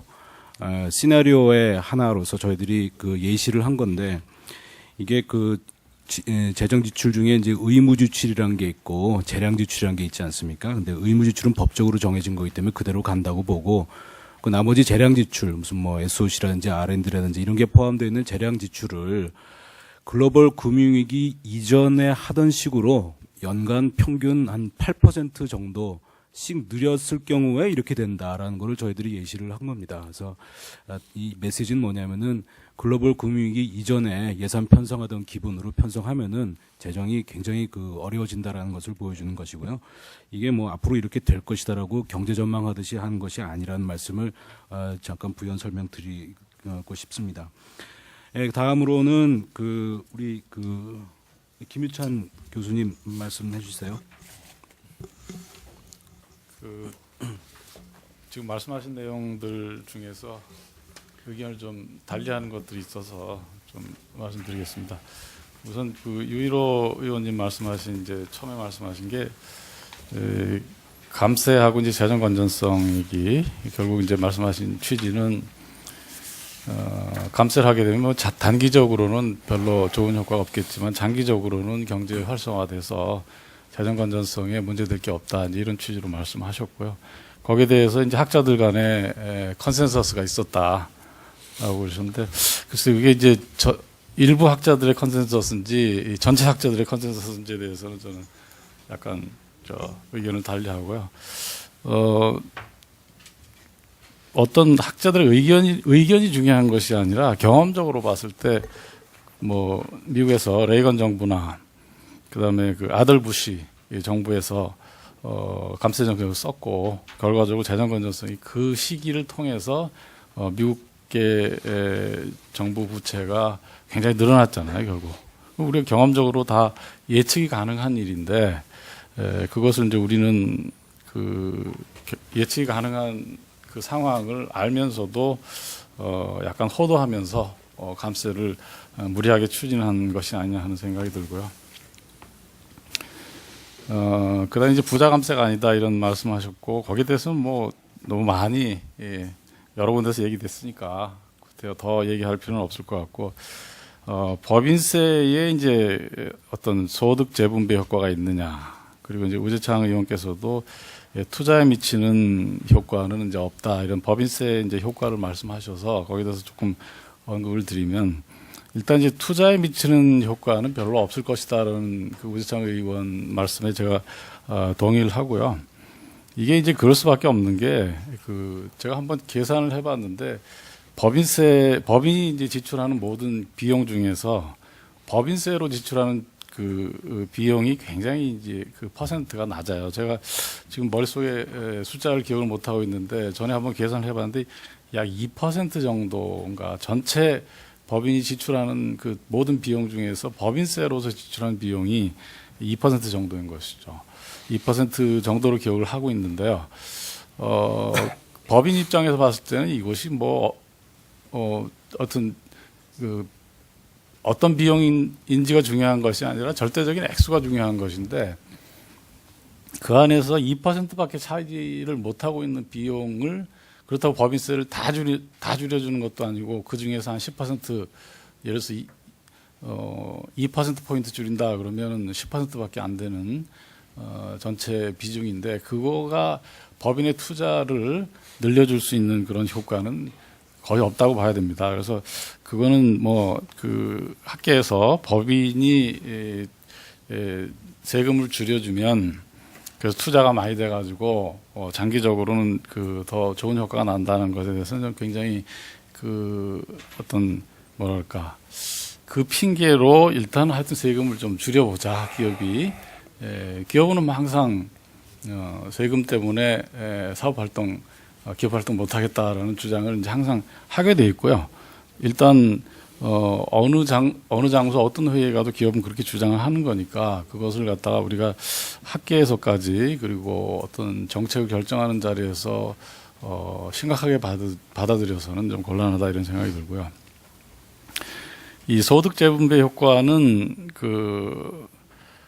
법인세 자체가 어떤 소득 재분배 효과가 있는 것도 저는 좀 있다고 봅니다, 실제적으로. 왜냐하면 결국 삼성이나 삼성전자, 현대자동차 같은 큰 회사에서 대주주가 지분을 그렇게 많이 갖고 있지도 않으면서도 실질적으로 운영은 그렇게 하고 있지 않습니까?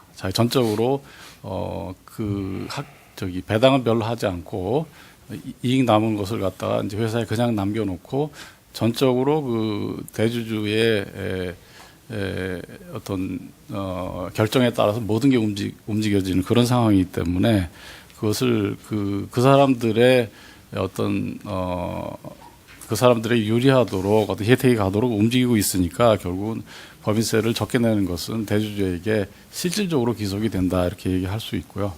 그 다음에 법인세를 줄이면 결국은 그것을 통해서 정부 세수가 줄게 들어오니까 세금 뭐 이러한 어떤 세금의 부담이 어디로 기착되느냐 그것만 볼 것이 아니라 그 들어온 세수를 활용했을 때 그 예산 귀착 개념에서 봤을 때 예산이 만약에 세금이 더 들어왔으면 그것이 이제 복지라든지 뭐 교육이라든지 이런 쪽에 사용이 돼서 줄 수 있는 혜택 자체가 사라져 버린 거니까 그런 측면에서 분명히 소득세 분배 효과가 있다고 있다고 봐야 될 것 같습니다. 그래서 저는 이제 재정 건전성 측면에서는 우리나라 사실 감세가 지나치게 무리하게 추진된 측면이 있고요. 이것이 이제 지난 한 20년간에 전 세계적으로 사실은 그 세율 인하 경쟁이 있었지 않습니까? 세율 인하 경쟁이 전 세계적으로 있었는데 그것이 이제 결국 이제 뭐 자본 유치라는 그런 관점에서 그 지속이 되어 온 건데 그것이 사실은 지난번 2008년 금융위기를 계기로 해서 그런 트렌드가 좀 멈춰지고 바뀌어지는 분위기가 있는 거거든요.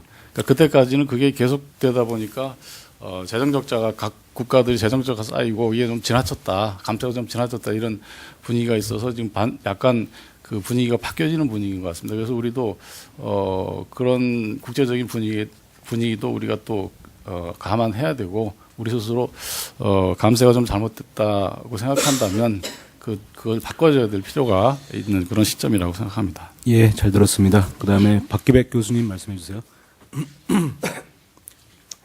예, 저 사실은 처음에 이제 말씀하실 때 우리 재정에 큰 뭐 잠재 유행이 많다 이렇게 말씀하셨는데 사실 그러니까 항상 논의를 할 때는 우리가 단기하고 이제 장기를 구분하는 이제 그게 필요한데요.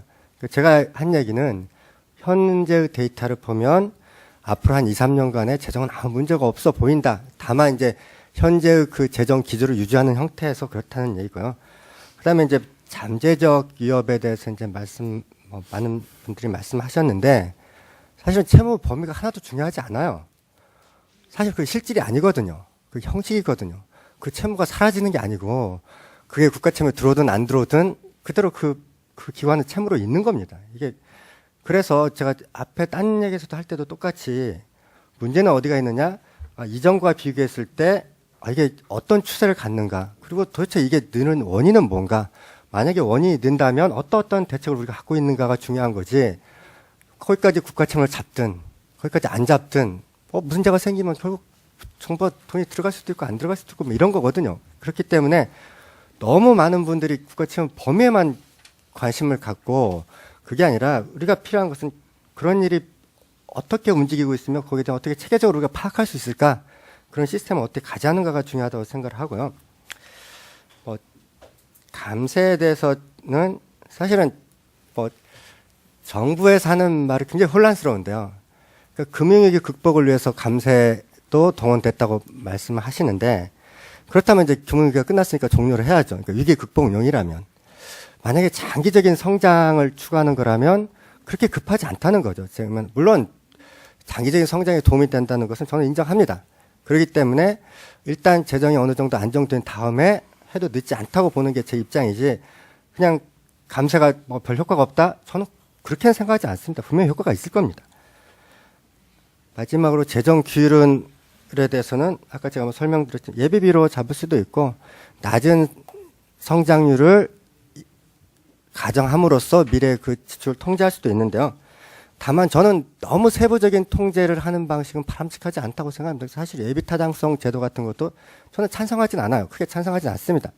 외국에도 없는 제도예요. 거의 대부분 나라가 쓰지 않습니다. 그럼에도 불구하고 너무 예비타당성이나 이런 제도에 대해서 말씀하시는데 원래 없는 제도예요. 이게 그렇게 활발하게 쓰는 제도가 아닙니다. 그렇기 때문에 아주 세부 사항에 들어가서는 각 부처나 어디에 많은 자유를 줘야 한다고 생각합니다. 큰 틀에서 통제를 하고 세부 사항에서는 자율로 주고 필요하다면 끝나고 나서 거기에 대해서 결산이나 뭐 이런 걸 평가를 해야 하는 거지. 그런 자유에 있지도 않은 제도를 너무 그렇게 맹신하는 방식은 저는 결국 바람직하지 않다고 생각합니다. 뭐 그렇기 때문에 더 뭐 우회하거나 이상한 방식이 많이 사용된다고 생각합니다. 이상입니다. 네, 감사합니다. 그 플로어에 계신 분 중에서 질문을 하시거나 자기 의견을 하실 분이 계시면 글쎄 저 질문지에다가 빨리 적으셔서 고광철 의원님 그 발표 마칠 때까지 제출을 해주시기 바랍니다. 고광철 논설위원님 말씀해 주세요. 감세 분야에 대해서는 사실 뭐 워낙에 논란이 많았기 때문에 여기서 더 논의하는 것은 조금은 좀 그 시간 낭비적인 요소가 있다고 생각합니다만은, 그러니까 이제 김유찬 교수님께서 금융위기 전, 그러니까 국제적인 조세 인하 경쟁, 저도 이제 감세만을 가지고 논의를 할 때 세계적인 그 세율 경쟁도 하나의 이제 어떤 트렌드로 쭉 되어오다가 지금 방향이 이제 조금 멈췄다, 그렇게 이제 말씀을 하셨는데, 그런 측면도 있지만은 여전히 우리가 소득세와 법인세의 수준을 우리나라만 가지고 우리나라의 경제만 가지고 생각해서는 안 된다. 다른 나라의 동향이라든지 또는 다른 나라가 하기 전에 우리가 더 먼저 할 수도 있는 거기 때문에 그런 국제적인 비교를 해가면서 과연 감세를 지금 이제 중단이 되어 있는 감세를 계속 이제 멈출 건가, 아니면은 다시 한번 시동을 걸어볼 것인가, 그런 얘기를 논의를 했으면 좋겠고요. 그다음에 이제 부자 감세 뭐 다시 말씀드리자면, 사실 감세를 이제 소득세를 안 내린다 또는 다시 좀 더 내린다 할 경우에 그 영향은 항상 세금을 많이 내는 세금을 많이 내는 계층에만 해당되는 겁니다. 어차피 근로소득세의 경우에 거의 40% 가까운 근로소득자들 중에서 40% 가까이 세금을 내지, 이런저런 공제로 세금을 내지 않기 때문에 그 세금을 깎든 올리든 그 사람들에게 해당되기보다는 당연히 그 아닌 사람들, 중상층에 해당이 되니까 너무나 당연한 건데, 그거를 조금 부자감세라는 정치적인 이런 구호로 이 세금 감면의 효과라든지 이런 게 조금 희석되는 측면도 있다고 생각합니다. 그러니까 어차피 세금을 깎아준다 그러면 많이 내는 사람에게 깎아주는 거기 때문에 그렇게 되는데, 그걸 부자감세다 이렇게 함으로써 세금 정책에 대한 조금 잘못된 그 인상을 주지 않나, 저는 그런 식으로 생각합니다. 그러니까 세금을 깎을 것인가 말 것인가, 우리 재정 건전성이 크게 훼손되지 않는다면 세금을 깎는 정책이 바람직할 것 같고요. 재정 건전성에 심각한 위협이 온다면 세금을 깎는 것을 중단하는 게 맞는데, 그 깎는 문제를 가지고 부자들만을 위한 감세다, 이런 공격은, 그러니까 원래 세금을 내는 사람이, 많이 내는 사람이 그 사람들이기 때문에 그런 좀 정치적 프레임에 한 게 아닌가, 저는 그렇게 생각하고요. 그다음에 세금을 이제 그 건전성을 위해서 이제 돈을 얼마나 더 거둘 것인가 말 것인가도 중요하지만, 결국 쓰는 과정도 어떻게 지출을 통제할 것인가도 굉장히 중요하다고 생각하기 때문에, 앞서 말씀하셨던 재정 준칙의 문제, 지출을 이제 수입보다 낮게, 일정 비율 이상 낮게 가져가는 재정 준칙을 확고하게 이행할 필요가 있다. 예산 편성 과정에서는 재정 준칙이 이제 지켜지지만, 국회에서도 이런 그 심의 확정 과정에서도 반드시 이걸 좀 준수를 해서 이제 균형 재정이 우리가 달성할 때까지 그런 재정 준칙이 확고하게 이루어지도록 하고, 재정 준칙이 제대로 이행이 되는지에 관한 모니터링을 분명하게 해야 되겠다. 그래야만 지출 통제가 이루어질 것 같고요. 또 지출 억제 중에서 예산 낭비가 너무 많이 이루어지고 있다. 저희 언론에서 많이 이제 보도가 되고 있지만은, 이 각 중앙 정부라든지 지방 정부라든지 여러 곳에서 이루어지고 있는 이 엄청난 예산 낭비를 어떻게 통제할 건가. 일전에 뭐 고용노동부에서 잡월드 센터를 짓는다는 문제도 있었고, 또 복지 확충을 하기 위해서 앞으로도 복지가 더 늘어나야 되기 때문에 이 여러 가지 복지 재정이 이제 늘어날 수밖에 없는데, 우리 사회 통합 관리하는 그런 사회통합관리망이 이제 새로 구축이 됐지 않습니까? 그걸 통해서 이 복지 예산이 낭비되는 것도 나름대로 통제는 되고 있지만 그것만으로도 굉장히 부족합니다. 아마 지방에 가셔보시면 잘 아시겠지만 각종 복지 수당이 얼마나 낭비되고 있는지는 아마 실제 주변에서만 이렇게 들어봐도 알 수 있습니다. 그런 것들에 대한 관리도, 그러니까 돈을 세금을 더 깎을 것인가 더 거둘 것인가 하는 논쟁 못지않게 이런 지출 통제를 많이 해야 되겠다. 그런 면에서 지난번에 그 이석연 전 법제차장이 국민 대표 소송법을 아이디어를 내셨더라고요. 그러니까 정책 위반이라든지 예산 집행을 잘못한 공무원에게 개별 책임을 묻고 손해액 환수 소송까지 좀 내도록 하자. 지금은 예산 낭비가 적발이 돼도 해당 공무원들의 경우에 어떤 책임을 묻게 하는 그런 게 명확하지 않다. 그래서 그런 정도가 지금 그런 정도라도 해야 되지 않느냐. 그러니까 지출을 철저하게 억제하고 통제하는 그런 노력도 더 필요하다고 생각합니다. 재정 건전화를 위해서는 세금 재정 수입도 중요하지만 지출 면에서도 철저한 관리가 필요하다 저는 이렇게 생각합니다. 네, 감사합니다. 질문하실 분이 안 계신 것 같은데, 그저 역시 세출 예산과 같이 또는 조세와 같이 자기 개인에게 직접적인 관련이 없는 주제이기 때문에 국가재정 운영, 저희 재정 건전성이라는 어떻게 보면 로프티한 그런 거기 때문에 아마 뚜렷한 이렇게 질문이나 의견이 없으신 것 같은데요. 네, 좋습니다. 근데 오늘 이렇게 쭉 토론을 이제 하면서 쟁점들이 대충 다 중요한 쟁점들은 다 한 번씩 거론이 되는 것 같습니다. 그리고 또 한 가지 느끼는 것은 같은 문제인데도 의견이 굉장히 상반된 경우가 많다는 것을 다시 한번 깨닫습니다. 저도 재정을 연구한 사람으로서 의견이 좀 있습니다만 오늘은 토론자분님들의 의견을 듣기만 하는 걸로 지금 하고 있는데요.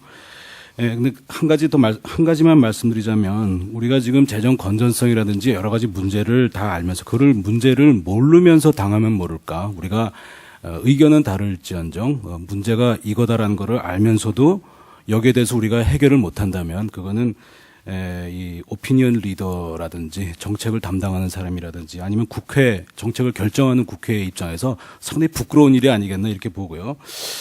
이제 끝으로 그러면은 구체적으로 들어가 갖고 내년 예산 편성과 내년도 예산 편성 방향을 중심으로 못다 하신 말씀이라든지 그 상대방 토론에 대한 그 반론이라든지 내년도 예산 편성을 중심으로 구체적으로 들어가서 모두 마무리 발언과 겸해서 각자 한 2, 3분씩 말씀해 주시는 시간을 갖도록 하겠습니다. 구체적으로.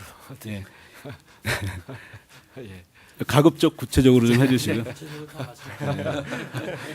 이번에는 우리 우재창 의원님부터 시작하도록 하겠습니다. 예.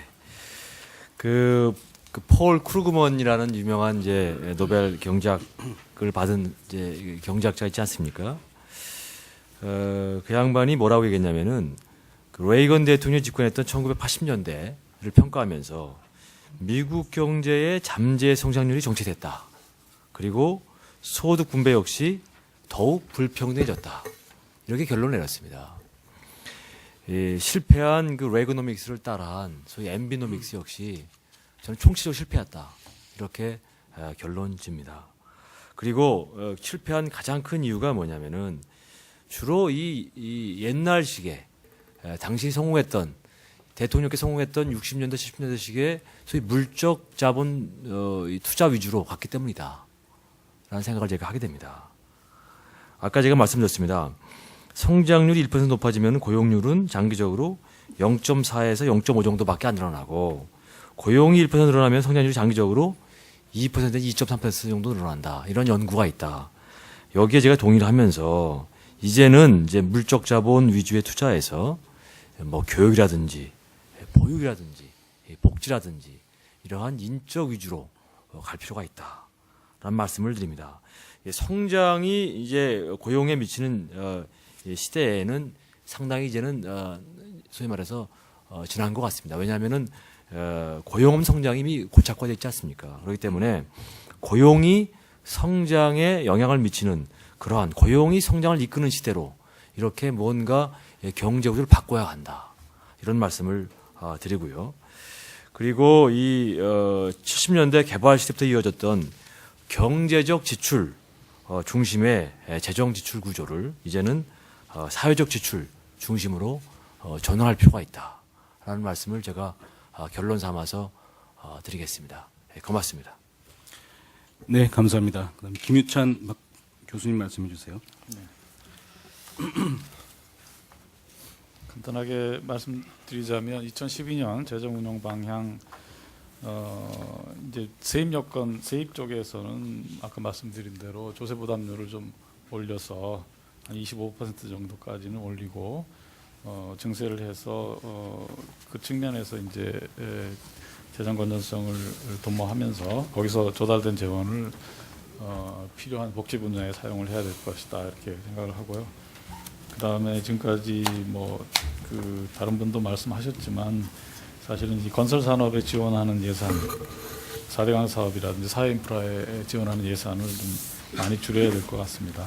사실 이게 굉장히 무리하게 꼭 있어야 되는 구조조정을 연기하기 위해서 그냥 계속 정부가 보조금을 지원하는 식으로 하는 거하고 경제적으로 기능이 동일한 건데 언젠가는 그 구조조정이 있어야 되고요. 그걸 계속 미루는 것이 의미가 없다 이렇게 생각이 됩니다. 그 다음에 그냥 작은 거 하나 큰 건 아니지만 하여튼 심각하다고 생각되는 걸 말씀드리면 대학 등록금에 대한 이자 부담을 정부 예산을 통해서 좀 줄여야 되겠다는 생각이 듭니다. 좀 심각하게 얼마나 관심을 가지고 여러분들께서 보시는지 모르지만 정말 그 많은 학생들이 굉장히 그 어렵게 알바를 하고 또 어렵게 공부를 해서 이제 등록금을 마련도 하기도 하고 또 돈을 빌려서 하기도 하는데 거기 대출해 주는 것에 대한 이자가 또 수준이 좀 약간 낮춰주는 추세이긴 하지만 아직 그 부담이 적지 않다고 생각이 되거든요. 굉장히 오랫동안 돈을 빌려서 그게 누적돼 있기 때문에 상환하는 기간이 길 거기 때문에 이자 부담이 굉장히 크고요. 그래서 그 이자 부담에 대해서는 정부가 재정을 통해서 좀 지원을 해야 되지 않나 이렇게 생각을 합니다. 이게 이제 비교를 하자면 좀 이상하지만 우리 수준하고는 전혀 맞지가 않아서 이상하지만 제가 공부한 그 독일에서는 대학 등록금이 없고요. 그 다음에 이 학자금을 이제 대출을 해주는데 학자금 대출은 이제 생활비로 쓸 수 있는 대출금이죠. 등록금을 하라고 하는 게 아니라 이제 생활비로 쓰라는 그 대출금이고 부모가 경제 수준이 충분히 되면 대출해주지 않지만 부모가 경제 수준이 되지 않는 일반 근로자들은 누구든지 자녀들은 대출을 받을 수 있습니다. 점수가 꼭 좋아야 학점이 높아야 받는 거 아니고요.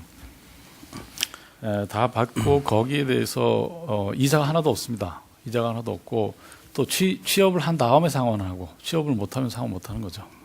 그래서 그것까지는 우리가 바랄 수 없지만 이자 부담을 우리가 재정에서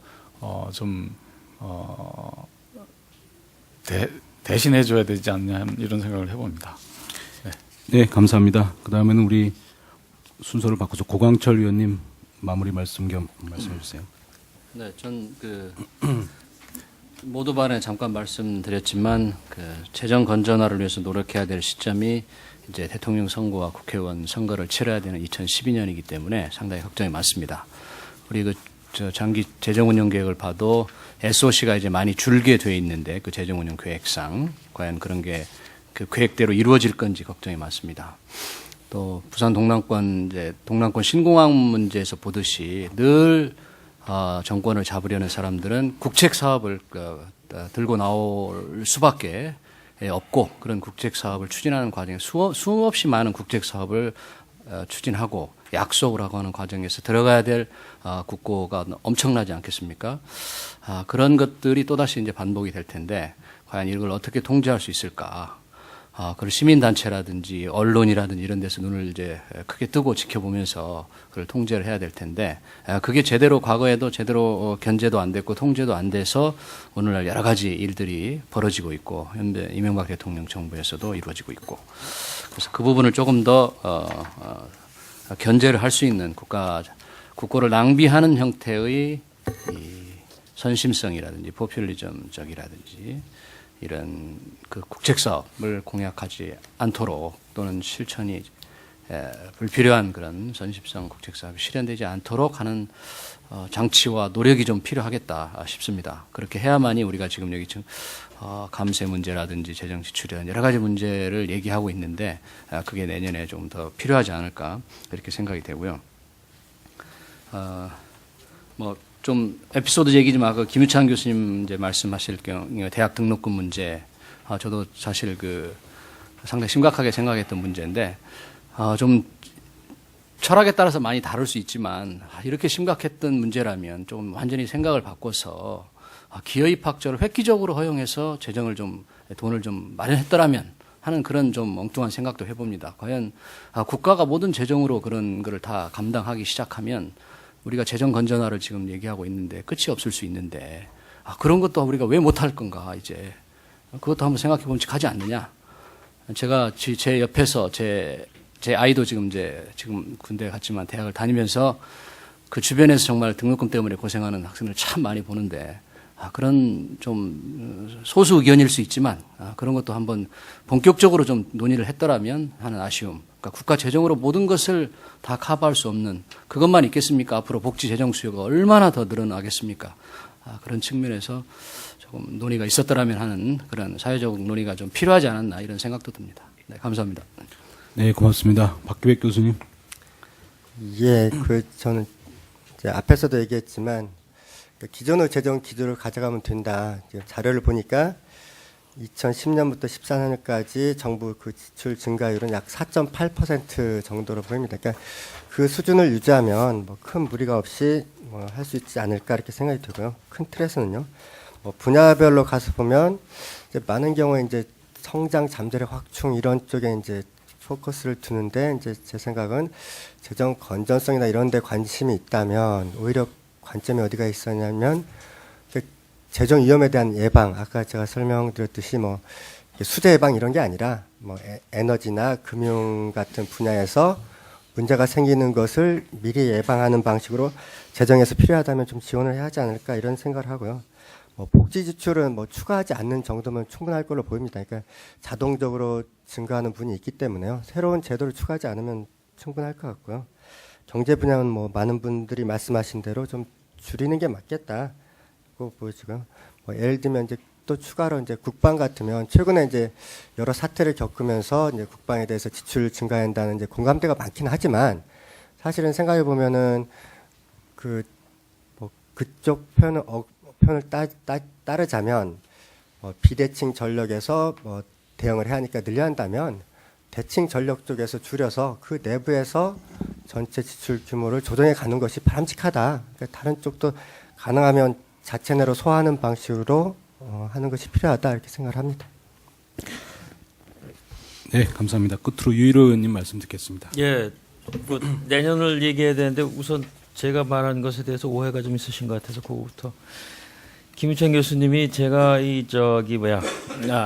감세를 하면 결국은 세수가 늘어날 것이 이게 학자들의 컨센서스라고 말을 했다고 그러는데 전 그렇게 말씀 안 드렸죠. 제가 말씀드린 것은 지난 2008년도 재정 위기를 넘어갈 때에 그 감세와 재정 지출 확대의 패키지가 효과적이다라는 것이 거의 컨센서스다 그런 말씀이고, 그러나 어쨌든 저는 이 법인세를 그러고 그 다음에 이제 법인세 우리나라 과거의 경험을 보면 결국은 법인세 수가 2, 3년 후부터 확 늘어나기 시작하더라 그 말씀을 드린 겁니다.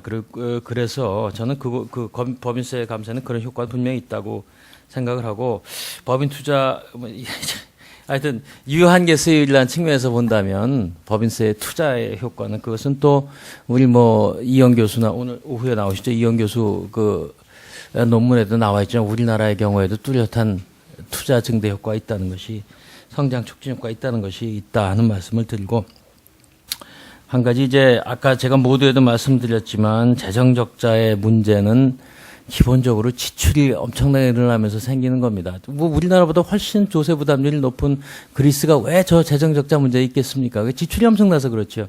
레이간 부시 시절도 마찬가지입니다. 레이간 부시 시절, 레이간이 실제로 잘 아시지만 감세를 한 대통령이 아니라 실제로는 증세를 한 대통령입니다. 내걸기는 감세를 내걸었지만 레이간 텍스 리폼이라는 건 아시다시피 86년 거의 임기 말에 그 얘기를 시작을 한 것이고 얘기가 완성이 된 거고요. 레이간이나 부시는 결정적으로 이분들은 재정 적자를 늘리는데 아주 그 지출을 엄청나게 늘린 사람들입니다. 그것의 공과에 대해서는 뭐 또 여러 가지 있을 수가 있겠지요. 뭐 냉전을 종식했다든가 등등등. 그건 이제 그 공과는 제가 여기서 따지고 싶은 생각이 아니고, 그러고만 이제 우 의원님이 그 연관이 돼서 말씀을 드리자면, 그러고만 보기에는 실패한 레이가노믹스일지 모르지만 또 많은 사람들이 보기에는 아주 성공한 레이가노믹스라고 합니다. 그런 것이고, 우리 이명박 정부가 레이가노믹스를 그렇게 무차별적으로 따랐다면 재정 지출을 애초부터 굉장히 늘렸어야 됩니다. 국방비를 엄청나게 늘리고 그야말로 그래야 되는데 그러지는 않았죠. 이제 그 말씀을 드리고 싶고요. 그 다음에 혹시 그 재정규율화해가 이해해달라고 저는 말씀드린 적이 없습니다. 그거는 오해하신 것 같아요. 근데 재정규율 저는 이제 별로 와야 되지 않다고 생각. 그건 이거 우리 당의 입장이기도 하고 그러니까 그것에 대해서 긴 저걸 말씀을 드리고 싶은 생각 없습니다만은, 예를 들면 터키 같은 것은 그 터키의 장점이 있지 않습니까? 터키의 단점은 이 다만 문제가 굉장히 위험하다는 건, 그거는 제가 뭐 저도 저 국정감사 여러 번 얘기를 했습니다. 하여튼 그런 얘기고, 재정규율 와해 문제는 저는 얘기하지 않았습니다. 그런 말씀을 드리고, 그 다음에 결국 내년도에 이제 아까도 제가 모두의 말씀을 드렸지만 내년도에는 역시 제 개인적인 생각으로는 재정 적자에 대한 그 수속 문제가 굉장히 중요하다고 생각을 하고, 가능하다면 앞당길 수 있으면 앞당겼으면 좋겠다는 생각이 듭니다. 그리고 또 하나는 너무 그야말로 소위 말하는 토목 예산이 많지 않냐. 예를 들어 4대강 예산은 내년은 거의 없는 정도로 줄어드는 게 돼 있지 않습니까? 이제 그것도 문제라면 문제겠지만, 이제 그렇기 때문에 아까 박기백 교수님이 말씀하셨다시피 SOC 쪽의 예산은 지금의 그 계획대로라도 그렇게 엄청나게 늘어나지 않는 것이 맞다. 그래서 다들 걱정하시는 적자 문제는 뭐 저도 여러 차례 오늘도 말씀드렸지만 저도 걱정하는 것이고, 지출 구조의 효율화 문제라든가 이런 것은 당연히 해서 가능하다면 2012년 예산에서 제일 우선순위를 균형 달성으로 뒀으면 좋지 않은가 하는 게 제 생각입니다. 네, 감사합니다. 좀 더 시간이 있으면은 말씀을 더 듣고 싶은데 정해진 시간이 있어서 여기서 마쳐야 될 것 같습니다. 이번 저희들 토론회가 어쨌거나 이 연초부터 국회 내에서 예산을 놓고 진지한 토론이 시작되는 그 계기가 됐으면 하는 바람이고요. 오늘 오후 2시부터는 국민과 함께하는 나라 살림 대토론회 마지막 분과 토론인 그 조세 분과, 향후 세제 개편안 수립을 위한 국민 의견 수렴이라는 주제를 놓고 이 자리에서 오늘 2시에 있습니다. 많은 참석 부탁드리겠습니다. 바쁘신 중에도 귀한 시간을 내주신 그 두 분 의원님과 여러 전문가 여러분, 그리고 끝까지 자리를 함께 해주신 플로어에 계신 분 여러분께 다시 한번 감사의 말씀을 드리겠습니다. 감사합니다.